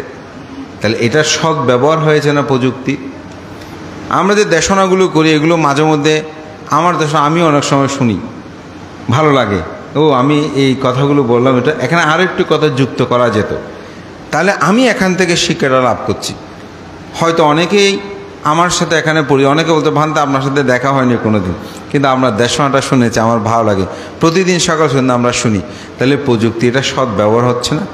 আমরা সৎ যে কোনো জিনিস এটাকে ভালো কাজেও ব্যবহার করতে পারি, খারাপ কাজেও ব্যবহার করতে পারি। তবে আমাদের উচিত আমরা যেন ভালো কাজেই আমরা ব্যবহার করি। তবে আমি বলবো আমাদের এই তরুণ সমাজটা হোক যথাযথভাবে পরিচালিত হয়। এই তরুণ সমাজ অবক্ষয়ের রোধ কীভাবে হয় তার কথাও কিন্তু আমি বলে দিয়েছি। তবে তার একটা পয়েন্ট শুধু আমি আলোচনা করব, সেটা হচ্ছে সাম্মা দিট্ঠি। বুদ্ধের ধর্ম দর্শনে আলোকে এটাকে বলতে সম্যক দৃষ্টি। যদি সম্যক দৃষ্টি সম্পূর্ণ হতে হয় তাহলে সেই সমগ্র অবক্ষয় থেকে মুক্তি লাভ করবে। তো সম্যক দৃষ্টি কি? সাতেপাটান সূত্রটা বলছে, দুঃখ ইয়ানা দুঃখ সমুদয়ানা দুঃখ নিরুদয়ানা দুঃখ নিরুদয়গামিনী পাটিপাদায়ানা আয়াং বিক্ষাবে সাম্মা দিট্ঠি। দুঃখ আছে, দুঃখের কারণ আছে, দুঃখ নিরোধ আছে, দুঃখ নিরোধের উপায় আছে। এটা যদি কোনো তরুণ তরুণী, যুবক যুবতী, আমাদের মা বোন, উপাসক উপাসিকারা, এটা যদি আপনি অনুধাবন করতে পারেন, সমগ্র অবক্ষয় থেকে আপনি রক্ষা পাবেন। তাহলে সেই সম্যক দৃষ্টিটার মধ্যে কি? দুঃখ আনা। দুঃখ কি? জন্ম দুঃখ, জরা দুঃখ, ব্যাধি দুঃখ, মরণ দুঃখ, অপ্রিয় সংযোগ দুঃখ, প্রিয় বিয়োগ দুঃখ, স্ফীত বস্তু অলাবদ্ধকতা, যা চায় তাহা না পাওয়ার দুঃখ, সংক্ষেপে পঞ্চপাদান স্কন্দ দুঃখ। উপাসক উপাসিকা, তরুণ তরুণী, বলুন তো এই দুঃখটা আপনাদের মধ্যে আছে কি না? সবার কাছে এই দুঃখগুলো আছে। এখানে কেউ কোটিপতি, কেউ দরিদ্র, কেউ সুন্দর, কেউ কম সুন্দর, কেউ লম্বা, কেউ বেটে, কেউ কম জ্ঞানী, কেউ বেশি জ্ঞানী, কেউ ডাক্তার, প্রফেসর, অনেক ধরনের ভিন্নতর মানুষ থাকতে পারে। এক একজনের এক এক রকম দুঃখের তারতম্য থাকতে পারে। কিন্তু এই 8টি দুঃখ নাই এমন কোনো মানুষ এখানে নাই আমার জানা মতে। যদি মার্গ জ্ঞান থাকে সেটা আমি জানি না, কিন্তু বাস্তবতায় যদি বলি তাহলে কিন্তু এই দুঃখ নাই এমন কোনো মানুষ নাই, সবার কাছে এই দুঃখটা আছে। তো বুদ্ধ বলছেন এই দুঃখের কারণটা কি? কারণটা হচ্ছে তৃষ্ণা। এই এতক্ষণ যে যুব সমাজের কথা বললাম, এখানে সব দুঃখের কারণটা হচ্ছে এই তৃষ্ণা। এটাকে তৃষ্ণা জেনে কি হবে? আপনি তৃষ্ণাটাকে যখন জানবেন তখন তৃষ্ণা যে আপনাকে দুঃখ দেয় সেটা মনে আসবে। যেমন একটা মানুষ সেদিন রেগে গেল, আমাদের গাড়ি করে যাচ্ছে, রেগে গেছে। তো আমারও রাগ উঠছে, কিন্তু ভাবছি আমি যদি ওনার সাথে ঝগড়া করি তাহলে মারামারি হতে পারে, মারামারি হলে দুঃখ উৎপন্ন হবে, তার চেয়ে বলো চুপ থাকা ভালো। তো বললাম চুপ থাকেন, কিছু হবে না, আপনি আপনার মতো চলেন। তাহলে দুঃখটা উপশম হয়েছে না? তাহলে আমি চিন্তা করেছি কি, আমার রাগ উৎপন্ন হচ্ছে, রাগটা তৃষ্ণা। তো রাগটা কি? তৃষ্ণা। আপনি যখন এটা রাগ জেনেছেন এটা আমাকে দুঃখ দেবে, তখন আমি আর সেটা চরিতার্থ করলাম না, ঠিক না? সেটা আমি আর কি করলাম না, চরিতার্থ করলাম না। যেমন আপনি অষ্টশীল নিয়েছেন, সেদিন যদি কেউ গায়ে পড়ে আপনার সাথে ঝগড়া করতে চায়, আপনি করবেন? কেন করবেন না? কারণ আপনার অষ্টশীল ভঙ্গ হবে। তাহলে মনে চেতনা উৎপন্ন হয়েছে আমি ঝগড়া করলেই অষ্টশীল ভঙ্গ হবে, আমি ঝগড়া করব না, অষ্টশীল ছেড়ে যেটা হবে কালকে হবে, ঠিক না? তাহলে কি করেছেন? আপনার মধ্যে ওই তৃষ্ণাটাকে আপনি জেনেছেন। এই জন্য জানাটা আমাদের দরকার। তাহলে তৃষ্ণা নিরুদ্ধ হলে কি হয়? দুঃখ নিরোধ হয়। তো তৃষ্ণা, দুঃখের কারণ কি? তৃষ্ণা। কয়টা তৃষ্ণা? 3 প্রকার, কাম তৃষ্ণা, ভব তৃষ্ণা, বিভব তৃষ্ণা। আবার এটা দ্বাদশ আয়তন নিদানে, সেটাকে আবার 12টা ভাগে ভাগ করেছেন। সেটা কি? অবিদ্যা হইতে সংস্কার, সংস্কার হইতে বিজ্ঞান, বিজ্ঞান হইতে নামরূপ, নামরূপ হতে সনাতন, সনাতন হতে স্পর্শ, স্পর্শ হতে বেদনা, বেদনা হতে তৃষ্ণা, তৃষ্ণা হতে উপাদান, উপাদান হতে ভব, ভব হইতে জন্ম। তো জন্ম হলেই তো জরা ব্যাধি মৃত্যু আপনাকে গ্রাস করবে। এটাই হচ্ছে আমার দুঃখের কারণে আমি এরকম ঘুরছি। তো অবিদ্যা নিরুদ্ধ হলে সমগ্র দুঃখ নিরুদ্ধ হবে। অত অবিদ্যা নিরুদ্ধে সংস্কার নিরুদ্ধ, সংস্কার নিরুদ্ধে বিজ্ঞান নিরুদ্ধ, বিজ্ঞান নিরুদ্ধে নামরূপ নিরুদ্ধ, নামরূপ নিরুদ্ধে সনাতন নিরুদ্ধ, সনাতন নিরুদ্ধে স্পর্শ নিরুদ্ধ, স্পর্শ নিরুদ্ধে বেদনা নিরুদ্ধ, বেদনা নিরুদ্ধে উপাদান নিরুদ্ধ, উপাদান নিরুদ্ধে ভব নিরুদ্ধ, ভব নিরুদ্ধে জন্ম জরা ব্যাধি মৃত্যু নিরুদ্ধ হলো। এটাই হচ্ছে দুঃখ নিরোধের, দুঃখ নিরোধ। তো দুঃখ নিরোধের উপায়, দুঃখ নিরোধের উপায় হচ্ছে আর্যাষ্টাঙ্গিক মার্গ, যেটাকে বলে সম্যক দৃষ্টি, সম্যক সংকল্প, সম্যক বাক্য, সম্যক কর্মান্তর, সম্যক আজীব, সম্যক ব্যায়াম, সম্যক স্মৃতি, সম্যক সমাধি, যাকে সংক্ষেপে বলছে শীল সমাধি প্রজ্ঞা। এই শীল সমাধি প্রজ্ঞার আচরণেই আপনার সমগ্র দুঃখ নিরুদ্ধ হবে। এই তরুণ সমাজ, এই যুব সমাজ, আমরা যদি এই সত্যটাকে, এই 4টা সত্যকে যদি আমরা উপলব্ধি করতে পারি, আমাদের জীবন আর কখনো অন্ধকার পথে যাবে না। তো শীল সমাধি প্রজ্ঞা সেভাবে না বলে আমি একটু দানশীল ভাবনায় বলি, কারণ শীলের সাথে দানের একটা সম্পর্ক রয়েছে। কারণ আপনি যদি শীল না থাকে, দান না থাকলে শীল থাকবে না। কেন?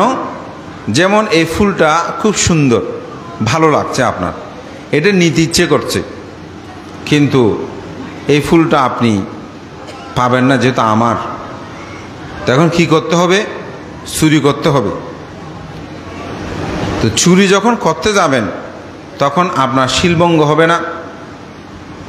কোনটা? আদিন্না দান, অদত্ত বস্তু গ্রহণ। এখন আপনি কি করবেন? আপনি যদি বলেন যে না, ফুল প্রয়োজন নাই, ত্যাগ করলাম, তাহলে আপনি চুরি করবেন? করবেন না। তো তাহলে ত্যাগের কারণে, দানের কারণে আপনার শীলটা রক্ষিত হয়েছে না? তো যদি কেউ মনে করে যে না, বুদ্ধের ধর্ম শুধু শীল সমাধি প্রজ্ঞা, ভুল হবে। বুদ্ধের ধর্ম দানশীল ভাবনা, দশবিধ কুশলের মধ্যে একটা কুশল কর্ম। তো আজকে যেই কঠিন চিবর দান কর্ম সম্পাদন করছেন, এটি বুদ্ধ ধর্ম দর্শনের সাথে গভীরভাবে সম্পর্কযুক্ত। মহাকারণিক তথাগত বুদ্ধ, তিনি যখন জেতবন বিহারে অবস্থান করছিলেন, সেই সময় পাটীয়বাসী 30 জন ভিক্ষু এসেছিলেন বুদ্ধের কাছে বর্ষবাস শেষ করে। তাদের গায়ের যে পরিধেয় বস্ত্র, সেগুলো জীর্ণ শীর্ণ দেখেছে। তো বুদ্ধের তখন বিধান ছিল, কোনো ভিক্ষু ত্রিচিবরের অধিক তারা চিবর ব্যবহার করতে পারত না। তার 3টা চিবর ছিল। একটা ছিল অন্তবাস, নিচে যেটা পরিধান করে, আর একটা হচ্ছে উত্তরাসঙ্গ, যেটা গায়ে পরিধান করে, আর একটা হচ্ছে সাঙ্গাটি, যেটা দোবাজ করে, অর্থাৎ উত্তরাসঙ্গের ডবল বলা যায়। এই 3টা চিবর ছাড়া ভিক্ষুরা আর অন্য কোনো চিবর পরিধান করতে পারত না। তো যেহেতু সেই চিবরগুলো জীর্ণশীর্ণ হয়ে গেছে, তখন বুদ্ধ তাদেরকে আইন প্রজ্ঞাপন করলেন, হে ভিক্ষুগণ, আজ থেকে বিনয় প্রজ্ঞাপন করছি, যে ভিক্ষু ত্রৈমাসিক বর্ষাব্রত যথাযথভাবে উদযাপন করবে, তিনি কঠিন চিবর আশ্রয় করতে পারবে, অর্থাৎ একটা নতুন চিবর গ্রহণ করতে পারবে। এবং এই কঠিন চিবর গ্রহণ করতে হলে তাকে 3 মাস বর্ষাবাস উদযাপন করতে হবে, তাকে প্রবারণা কর্ম সম্পাদন করতে হবে। বুদ্ধ অনবতপ্তের সহস্র পদ্মপুরীতে বসে তিনি সেখানে 500 অরহৎ ভিক্ষু সঙ্গ নিয়ে সেখানে তার শিষ্যদের মধ্যে নাগিতস্তবীকে সবাইকে বলছে যে এই কঠিন চিবর দানের সম্পর্কে কেউ কিছু বলবে কিনা। তখনই নাগিতস্তবীর বললেন, কাঠিনা দানান দাত্তওয়ানা সাঙ্গী গুণবারুত্থামে ইততিংস মহাকাব্যে নাবিজানামি দুর্গাতিন। বুদ্ধ এখানে বলছেন যে এই কঠিন চিবর নাগিতস্থবির বলছেন যে ভিক্ষু সঙ্গে শোক, আমি 30 কল্প পূর্বে শিখি বুদ্ধের সময়কালে একখানা মাত্র কঠিন চিবর দান করে আমি নরক ও দুর্গতিতে গমন করে 30 কল্পে। এটা কেমন দান! তিনি শুধু সেটা নয়, রাজচক্রবের রাজা হয়েছেন, তিনি ব্রহ্মা হয়েছেন, দেবরাজ ইন্দ্র হয়েছেন। বুদ্ধ বলছেন আমি যখন সঞ্জয় ব্রাহ্মণ হয়ে জন্মগ্রহণ করেছিলাম সেই সময়ও আমি এরকম একটা কঠিন চিবর দান করেছি, এবং এই দান করে আমি দেবরাজ ইন্দ্র হয়েছি, রাজা হয়েছি, চক্রবর্তী রাজা হয়েছি, ব্রহ্মা হয়েছি। বুদ্ধ এই দানের আনিশংস ব্যাখ্যা করেছেন। আমি সেখান থেকেই দুটি গাথা বলেছি। একটা হচ্ছে যে কাঠিনা দানাং দাত্ত সাব্বা দানাং দাদান্তে না আসমিং পাঠা বিমান ডালে একাস্যা কাঠিনা দানাস্যা কালাং নাঘান্তে সোলাসিন। বুদ্ধ বলছেন পৃথিবীর সমগ্র দানী বস্তু একত্রিত করেও কেউ যদি শতবর্ষব্যাপী দান করে তথাপি একখানা কঠিন চিবর দানের 16 ভাগের 1 ভাগ হবে না। এবং বুদ্ধ সেখানে আরও বলছেন তাসমাহি জানা মানে না কাঠিনাস্যা গুণাং বাহং দাতাব্বাং কাঠিনাং দানাং বাবিষ্যতে মহাপ্পালাং। এই কঠিন চিবর দানের আনিশংস সম্পর্কে জেনে আমরা যেন জীবনে এই কঠিন চিবর দান কর্ম একবার হলেও সম্পাদন করি। এই কঠিন চিবর দানের একটি বিশালত্বতা আছে, গভীরতা আছে, এবং বুদ্ধের ধর্ম দর্শনে যত বুদ্ধ ধর্ম কথা দেশনা করেছেন সেখানে এই ধর্ম দেশনার শেষে কোনো না কোনো কেউ মার্গ জ্ঞান লাভ করেছেন বা সেখানে পৃথকজন ছিলেন। কিন্তু এই কঠিন চিবর দানের ব্যাখ্যা তথাগত বুদ্ধ যেখানে করেছেন সেখানে সবাই সর্ববিজ্ঞ অরহৎ ছিলেন, কেউ কিন্তু মার্গ লাভহীন ছিল না। কারণ এটার গুরুত্বটা এত বেশি, এটা আমাদেরকে উপলব্ধি করতে হয়। বিনয়ের সাথে সম্পর্কযুক্ত বলে এটা কঠিন। এবং চিবর মানে চিত মানে হচ্ছে উত্তম, বর মানে হচ্ছে বস্ত্র। সাধারণত বস্ত্রের সাথে এটার কোনো মিল নাই। এটার নির্দিষ্ট একটা সিস্টেম আছে, কোয়ালিটি আছে, বা এটা কত ধরনের রং হবে, কেমন হবে তার একটা ব্যাখ্যা আছে। যেমন এই চিবরকে কমপক্ষে 10 খণ্ড করতে হয় কমে, আর যদি তার ততোধিক খণ্ডিত হয় কোনো সমস্যা নাই। এবং এই খণ্ডিত হওয়ার ক্ষেত্রে বুদ্ধ গুণের বিষয় এখানে নিহিত আছে। আমি একটা উদাহরণ বলি। আমাদের শিলমিত্র তো এখন সেই উত্তর মিঠাচুরি বনবিহারের অধ্যক্ষ। তো ওখানে যখন সারমিত্র বানতে ছিলেন তো ওখানে চুরি ডাকাতি হলো। তো আমি তখন মহাসভার দায়িত্ব ছিলাম, এসেছি ভান থেকে দেখতে। তো ভান থেকে ঘুরে ঘুরে দেখাচ্ছে। তো দেখাতে বলছে দেখো লোকজিৎ আমার বেডশিটটা পর্যন্ত নিয়ে গেছে। অর্থাৎ ডাকাতগুলো এত গরিব ডাকাত ছিল যে বিছানার বেডশিটটা সব নিয়ে গেছে। তো এখন কিন্তু চিবরগুলো সব আছে। তা আমার হঠাৎ লক্ষ্য করলাম, তখন বললাম ভানতে দেখেন যে বেডশিটটা পর্যন্ত নিয়ে গেছে কিন্তু এই চিবরগুলো নিয়ে যায়নি, কারণ এগুলো সব কাটা কাটা ছেঁড়া ছেঁড়া, অর্থাৎ তালি তালি যুক্ত। তো বুদ্ধ যে 2500 বছর আগে পর্যন্ত কি প্রজ্ঞার বুদ্ধের অচিন্তনীয় গুণব্যাখ্যা দিয়েছেন। কারণ ভিক্ষুরা দিক বিদিক ধর্ম প্রচারে যেত, তাদের এরকম সুন্দর বস্ত্র দেখলে কেড়ে নেবে, যার কারণে সেগুলো টুকরো টুকরো যুক্ত কাপড়, অর্থাৎ এগুলো সব আমরা পরিধান নতুন কাপড়, কিন্তু এগুলো কেটে কেটে কমপক্ষে 10 টুকরো করেছে, তার তো আরও বেশিও করে। তাহলে চিন্তা করে দেখেন এই কঠিন চিবরের যেমন তেমন রং, যেমন কালো হয় না, সাদা হয় না, একেবারে লাল হয় না, নীল হয় না, হলুদ বর্ণের মধ্যে কাঁঠাল রঙের এখানে যুক্ত আছে। সেখানে কাঁঠালের 6টা রং একটু ভিন্ন হয়, কারণ আছে সেটা হচ্ছে শিকড়ের রং, ছালের রং, গুঁড়ার রং, পাতার রং, ফুলের রং, ফলের রং, এই জন্য একটু ভিন্নতর আছে। তো এই রঙের সাথে যুক্ত বলে এটাকে বস্ত্র না বলে বলা হয় কি চিবর। এবং দান হচ্ছে ত্যাগময়, যা সত্য ত্যাগ করে এই দানটা করতে হয়। তো দান করলে শুধু হবে না, শীল পালনটা করতে হবে। আমাদের অনেক উপাসক দান করে বলে যে আমাদের শান্তি নেই। কেন? শীল পালন না করলে শান্তি আসবে না একটা পরিবারের মধ্যে। সেজন্য আমি বলো বাইরে যেটা সেটাও ঘরের মধ্যে পঞ্চশীলটা পালন করবেন, বাইরে করবেন না সেটা না। অনেকেই ব্যবসা বলে আনতে আমরা মিথ্যা না বলে পারি না, মুখ বলি না, তো ওদেরকে তো বাদ পানি বন্ধ করতে পারবো না। তা আমি একটা কথা বলি, সেটা হচ্ছে ঘরের মধ্যে আপনি পঞ্চশীলটা পালন করবেন। অর্থাৎ ঘরের স্ত্রীর সাথে, পুত্রের সাথে, কন্যার সাথে, মা বাবার সাথে, কারো সাথে আপনি মিথ্যা বলবেন না। দেখবেন ঘরটা স্বর্গে পরিণত হবে। ঘরে ঢুকার পর আপনি শান্তি কাকে বলেন? তো এই শান্তিটা যখন ঘরের মধ্যে পাবেন, আপনি দেখবেন বাইরে গিয়েও আপনি পঞ্চশীলটা পালন করবেন। এই শিল পালন এটাই মানুষকে প্রশান্তি দেয়। আজকেও বিহারে এসেছেন, অষ্টশীল যেদিন ধারণ করেন সেদিনও বিহারে এসেছেন। 2 দিনের মধ্যে পার্থক্যটা একটু চোখ বন্ধ করে আজকে বিছানায় গিয়ে দেখবেন, 2 দিনের মধ্যে পার্থক্য আছে। অষ্টশীল যেদিন নিতে আসবেন সবার মধ্যে যেন একটা সংযমতা, কি প্রশান্তি লাগে বিহারে আসলে। আর আজকে হই হুল্লো, এখানে বসেছে কেন, এমন কোনো জায়গা নিয়েও কত ধরনের সমস্যা হতে পারে। এই শিলের যে একটা প্রভাব, গুণধর্ম, এটা এখানেই প্রতীয়মান হয়। এবং প্রতিদিন অন্তপক্ষে 10 মিনিট ভাবনা করবেন। ভাবনা একটা বিশাল প্রয়োজনীয়তা আছে। এখানে আমাদের সুমনবাবু বলেছেন যে একটু ভাবনার প্রয়োজনীয়তা, গুরুত্ব। আসলে ভাবনার গুরুত্ব বর্ণনা করে শেষ করা যাবে না। বুদ্ধি ধর্ম দর্শনের সর্বশেষ যেটা প্রাপ্তি আপনার নির্বাণ, এই নির্বাণ সাক্ষাৎ করতে হলে ভাবনা লাগবে। কোনো মানুষ যদি মনে করে দান করতে করতে নির্বাণ, এরকম আছে, ভান্তে আমি তো প্রচুর দান করি, নির্বাণ আমি পাবো না, অনেকে সেটা বলে। তো আসলে আপনি প্রচুর দান করেছেন, দাতা হয়েছেন, কিন্তু নির্বাণ সাক্ষাৎ করতে হলে ভাবনা করতে হবে।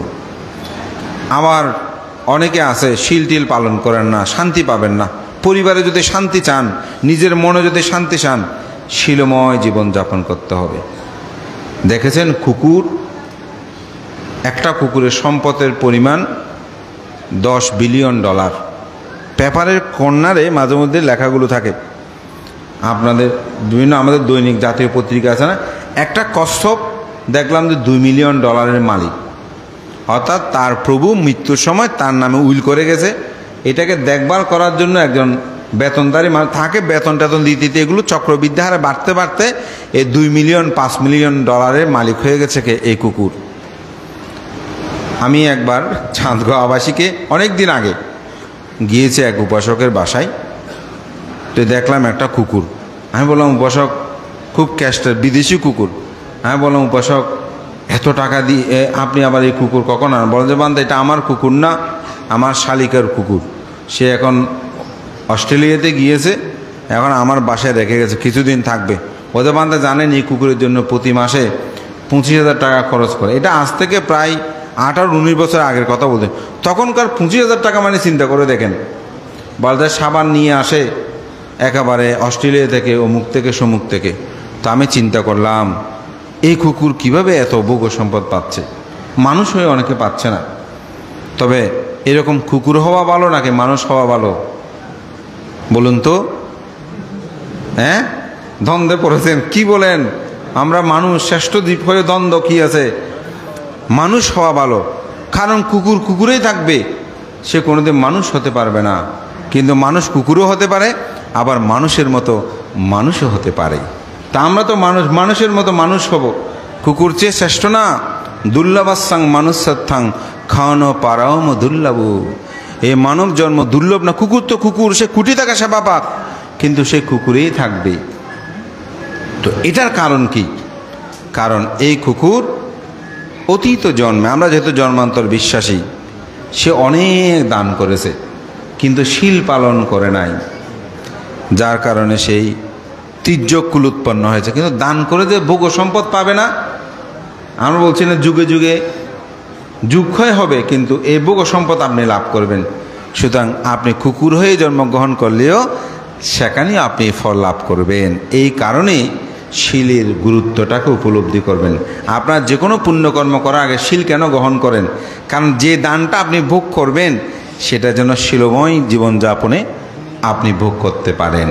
ধর্মপ্রাণ প্রিয় উপাসক উপাসকবৃন্দ, ভাবনা চিত্তটাকে স্থির করে সংযত করে, আমি যুবকদের কথাই বলেছিলাম না, আমাদের চিত্ত চঞ্চল, হঠাৎ সিদ্ধান্ত নেয়। তো চিত্তটা যখন স্থির থাকে, চঞ্চলহীন হয়, তখন আপনি প্রকৃত সত্যকে দর্শন করতে পারবেন। যেমন একটা গামলায় আপনি মুখ দিয়েছেন, স্বচ্ছ পানি, ঢেউ যদি থাকে চেহারাটা ঠিকমতো দেখা যাবে না, দেখা যাবে না।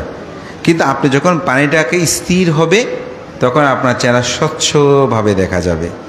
ঠিক আমাদের চিত্তটা যখন চঞ্চল হয় তখন আমরা নিজেকে নিজে দেখি না, নিজে কি জন্ম আছে, জরা আছে, ব্যাধি আছে, মৃত্যু আছে, এটা আমরা দেখি না।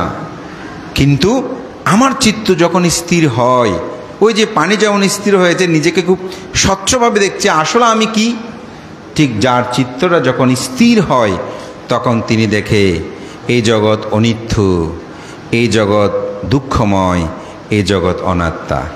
এটাই বুদ্ধের ধর্ম।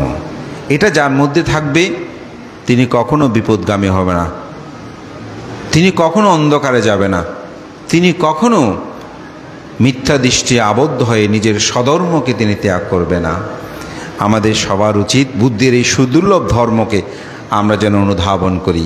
তাই বুদ্ধের সার তত্ত্ব ধর্মের কথা অনেক কিছু আপনাকে জানতে হবে না, আপনি একটা কথা শুধু মনে রাখবেন বুদ্ধের, সাব্বা পাপাস্যা কারণাং কুশলাস্য উপসম্পদা সাচিত্য পারিয়দপানাং ইথাং বুদ্ধানা শাসনাং। সমস্ত পাপকর্ম থেকে আমি দূরে থাকব, সবসময় আমি ভালো কাজ, সৎ কাজ, কুশল কাজ করব, এই যে দানশীল ভাবনা, এবং আমার চিত্তকে বিশুদ্ধ রাখব, উন্নত রাখব। এখানে দানশীল ভাবনা বা শীল সমাধি প্রজ্ঞা নিয়ত আছে। এটাই হচ্ছে বুদ্ধ ধর্মদর্শনের জীবন দর্শন। সদ্দীয় সভাপতি প্রমুখ মহান সঙ্গের প্রতি বন্দনা, কৃতজ্ঞতা।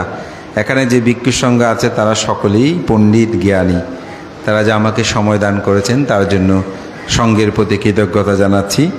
এবং বিশেষ করে খুব ভালো লাগছে যে আজকে পূর্ব রাজারকুল এই গ্রামের অনেক কীর্তি, এখানকার সমৃদ্ধতা শুনছি। তো আমিও একটু কৃতজ্ঞতা জানানোর আমার সুযোগ হচ্ছে যে আমার 2023 সালে যে আমার ওখানে ভিক্ষু পরিবাস ব্রত এবং মৎস্যবন অনুষ্ঠান হয়েছিল, তো সেখানে এখানের যে এই গ্রামেরই জন্মজাত তারা শিল্পী, আমি বলবো তারা যে সুন্দর কারুকার্য করেছে। এবং চট্টগ্রাম মহানগরীতে কিন্তু এই প্রথম এখানে আপনার ভিক্ষু পরিবাস ব্রত হয়েছে, এবং ভূচক্র যেটা স্বর্গপুরী বলে এটা হয়েছে। সুতরাং এটা যে এই গ্রামের মানুষরাই করেছে, এমনি রামু এটা আমি জানতাম, যেহেতু আমার অত্যন্ত প্রিয়ভাজন বন্ধুবর এই গ্রামেরই সাংঘিক ব্যক্তিত্ব, ওনার জন্ম যে এখানে সেটা আমি জানতাম। জেনে খুব ভালো লাগছে আপনাদের এই মাটিতেই একজন গুণী ভিক্ষু জন্ম হয়েছে আজকে, যার মাধ্যমে বাংলাদেশে বহু প্রতিষ্ঠান, এবং আমরা আমাদের থানার মধ্যে চকরিয়াটা একটু ভিক্ষু সংঘের দিক দিয়ে অনেকটা নেতৃত্বশীল ভিক্ষু নিয়ে একটু পিছনে ছিল বলা যায়, কিন্তু সেটা আপনাদের ভান্তে অসাধারণভাবে তাদেরকে এগিয়ে নিয়েছেন। এবং সেখানে আজকে আলাপ প্রসঙ্গে চলতে চলতে শুধু বিহার নয়, সেখানে গ্রামগুলোতে শান্তি প্রতিষ্ঠায় তিনি অগ্রণীয় ভূমিকা পরিপালন করছেন। এবং আমাদের ভিক্ষু সংঘদের সবার অত্যন্ত আদরণীয় আমাদের এই শিলমিত্র স্তবীর, আপনাদের এই সন্তান। এটা এই জন্য বলা হয় অপরের গৌরবে যদি গৌরবান্বিত হতে না পারি সে গৌরব হয় বৃথা। সুতরাং তার গৌরবে যে আপনারা গৌরবান্বিত হতে পারেন এটাই আনন্দের, এটাই প্রীতির। তো আমি সেই যারা সেখানে শিল্পী কার্য করেছেন তাদের প্রতি আমি কৃতজ্ঞতা জানিয়ে আবারও আমার অত্যন্ত প্রিয়ভাজন প্রজ্ঞা বিনয়, তিনি যে আপনাদের সকলকে একতৈক্যতার সেতু বন্ধনে রেখে একটি নান্দনিক আজকে অনুষ্ঠান, বিশেষ করে আপনারা যখন আমাদের মাতৃজাতিরা মাথায় সেই কঠিন জীবন নিয়ে আসছেন, কল্পতরু নিয়ে আসছেন, তরুণরা যখন বুদ্ধ গুণী কীর্তনে মুখরিত, আমার স্মৃতি পড়ে আমার শৈশবের কথাগুলো মনে পড়ছে। ও আমাদের গ্রামেই এরকম ছিল, এখন অনেকটা কিছুটা ঝিমিয়ে পড়েছে, কিন্তু এখানে তার সজীবতা দেখে আসলে কঠিন জীবন দানটা আজকে আমাদের শ্রদ্ধেয় করুণশ্রী বান্তে সকালবেলা বলছিলেন, আমি তখন উঠে উপরে গেলেও আমি শুনি, কেউ বললে এটা আমি ওদিকে কান দিয়ে, তো তিনি বলছিলেন যে এটা চাইলে 4-5 জন ভিক্ষু ডেকে ইমাং কাটিনা চিবরম ভিক্ষু সাঙ্গাসব দান করা হয়, কিন্তু উৎসবটা হওয়াতে আমাদের মধ্যে একটা আন্তরিকতা সৃষ্টি হয়, সেতু বন্ধন সৃষ্টি হয়, জ্ঞাতি স্বজন আছে, আত্মীয় স্বজন আছে। তা আমাদের পূর্ব আচার্যরা যারা এটা সৃষ্টি করেছেন আমি তাদেরকে বন্দনা জানাই। এটি যে আপনারা এখনও ধরে রেখেছেন, তাই আমি বিহার সেবা কমিটি হোক, পরিচালনা কমিটি বা উদযাপন যারা আছেন তাদেরকে সাধুবাদ জানাই। এই ধারাবাহিকতাগুলো অব্যাহত রাখুন। এবং আজকেও এখানে অমুক সমুক বক্তব্যের কোনো ফুলঝুরি নেই, এখানে ধর্মদর্শনের একটি সুন্দর আয়োজনে আমি অত্যন্ত প্রীত হয়েছি, আনন্দিত হয়েছি। আপনাদের প্রতি অশেষ অশেষ কৃতজ্ঞতা জানিয়ে সবার মঙ্গল সুখ কামনা করে আমাদের এই তরুণ সমাজ যেন অন্ধকারে না যায়। আপনাদের কোনো প্রশ্ন জিজ্ঞাসা থাকলে আমাদের সাথে কথা বলেন, বুদ্ধির এই সুদুর্লভ ধর্মকে আপনারা কখনোই ভুলে যাবেন না, এটি অন্তরে ধারণ করে এরকম বুদ্ধির সেই মহাজ্ঞানীগণ যেগুলো আচরণ করেন সেরূপ একটি মহাধর্মকে, ধর্মের মা বাবা পরিবারে আমরা জন্মগ্রহণ করে কেন আমরা অন্ধকারে যাব? যেন অন্ধকারে না গিয়ে আমাদের তরুণ সমাজ আলোর পথে থাকে, নির্বাণের পথে থাকে, দুর্লভ মানব জীবনকে সার্থক করে, এই আশা ব্যক্ত করে সকল উপাসক দায়ীদের প্রতি আশীর্বাদ জানিয়ে সবাই তিসরণ সহ পঞ্চশীল সকাল সন্ধ্যা দুবেলা বন্দনাদি কর্ম ছেলে মেয়েদেরকে ধর্মীয় শিক্ষায় উদ্বুদ্ধ করবেন, এই আহ্বান জানিয়ে আমার নাতি দীর্ঘ ধর্মকথা এখানে শেষ করছি। জগতের সকল প্রাণী সুখী হোক।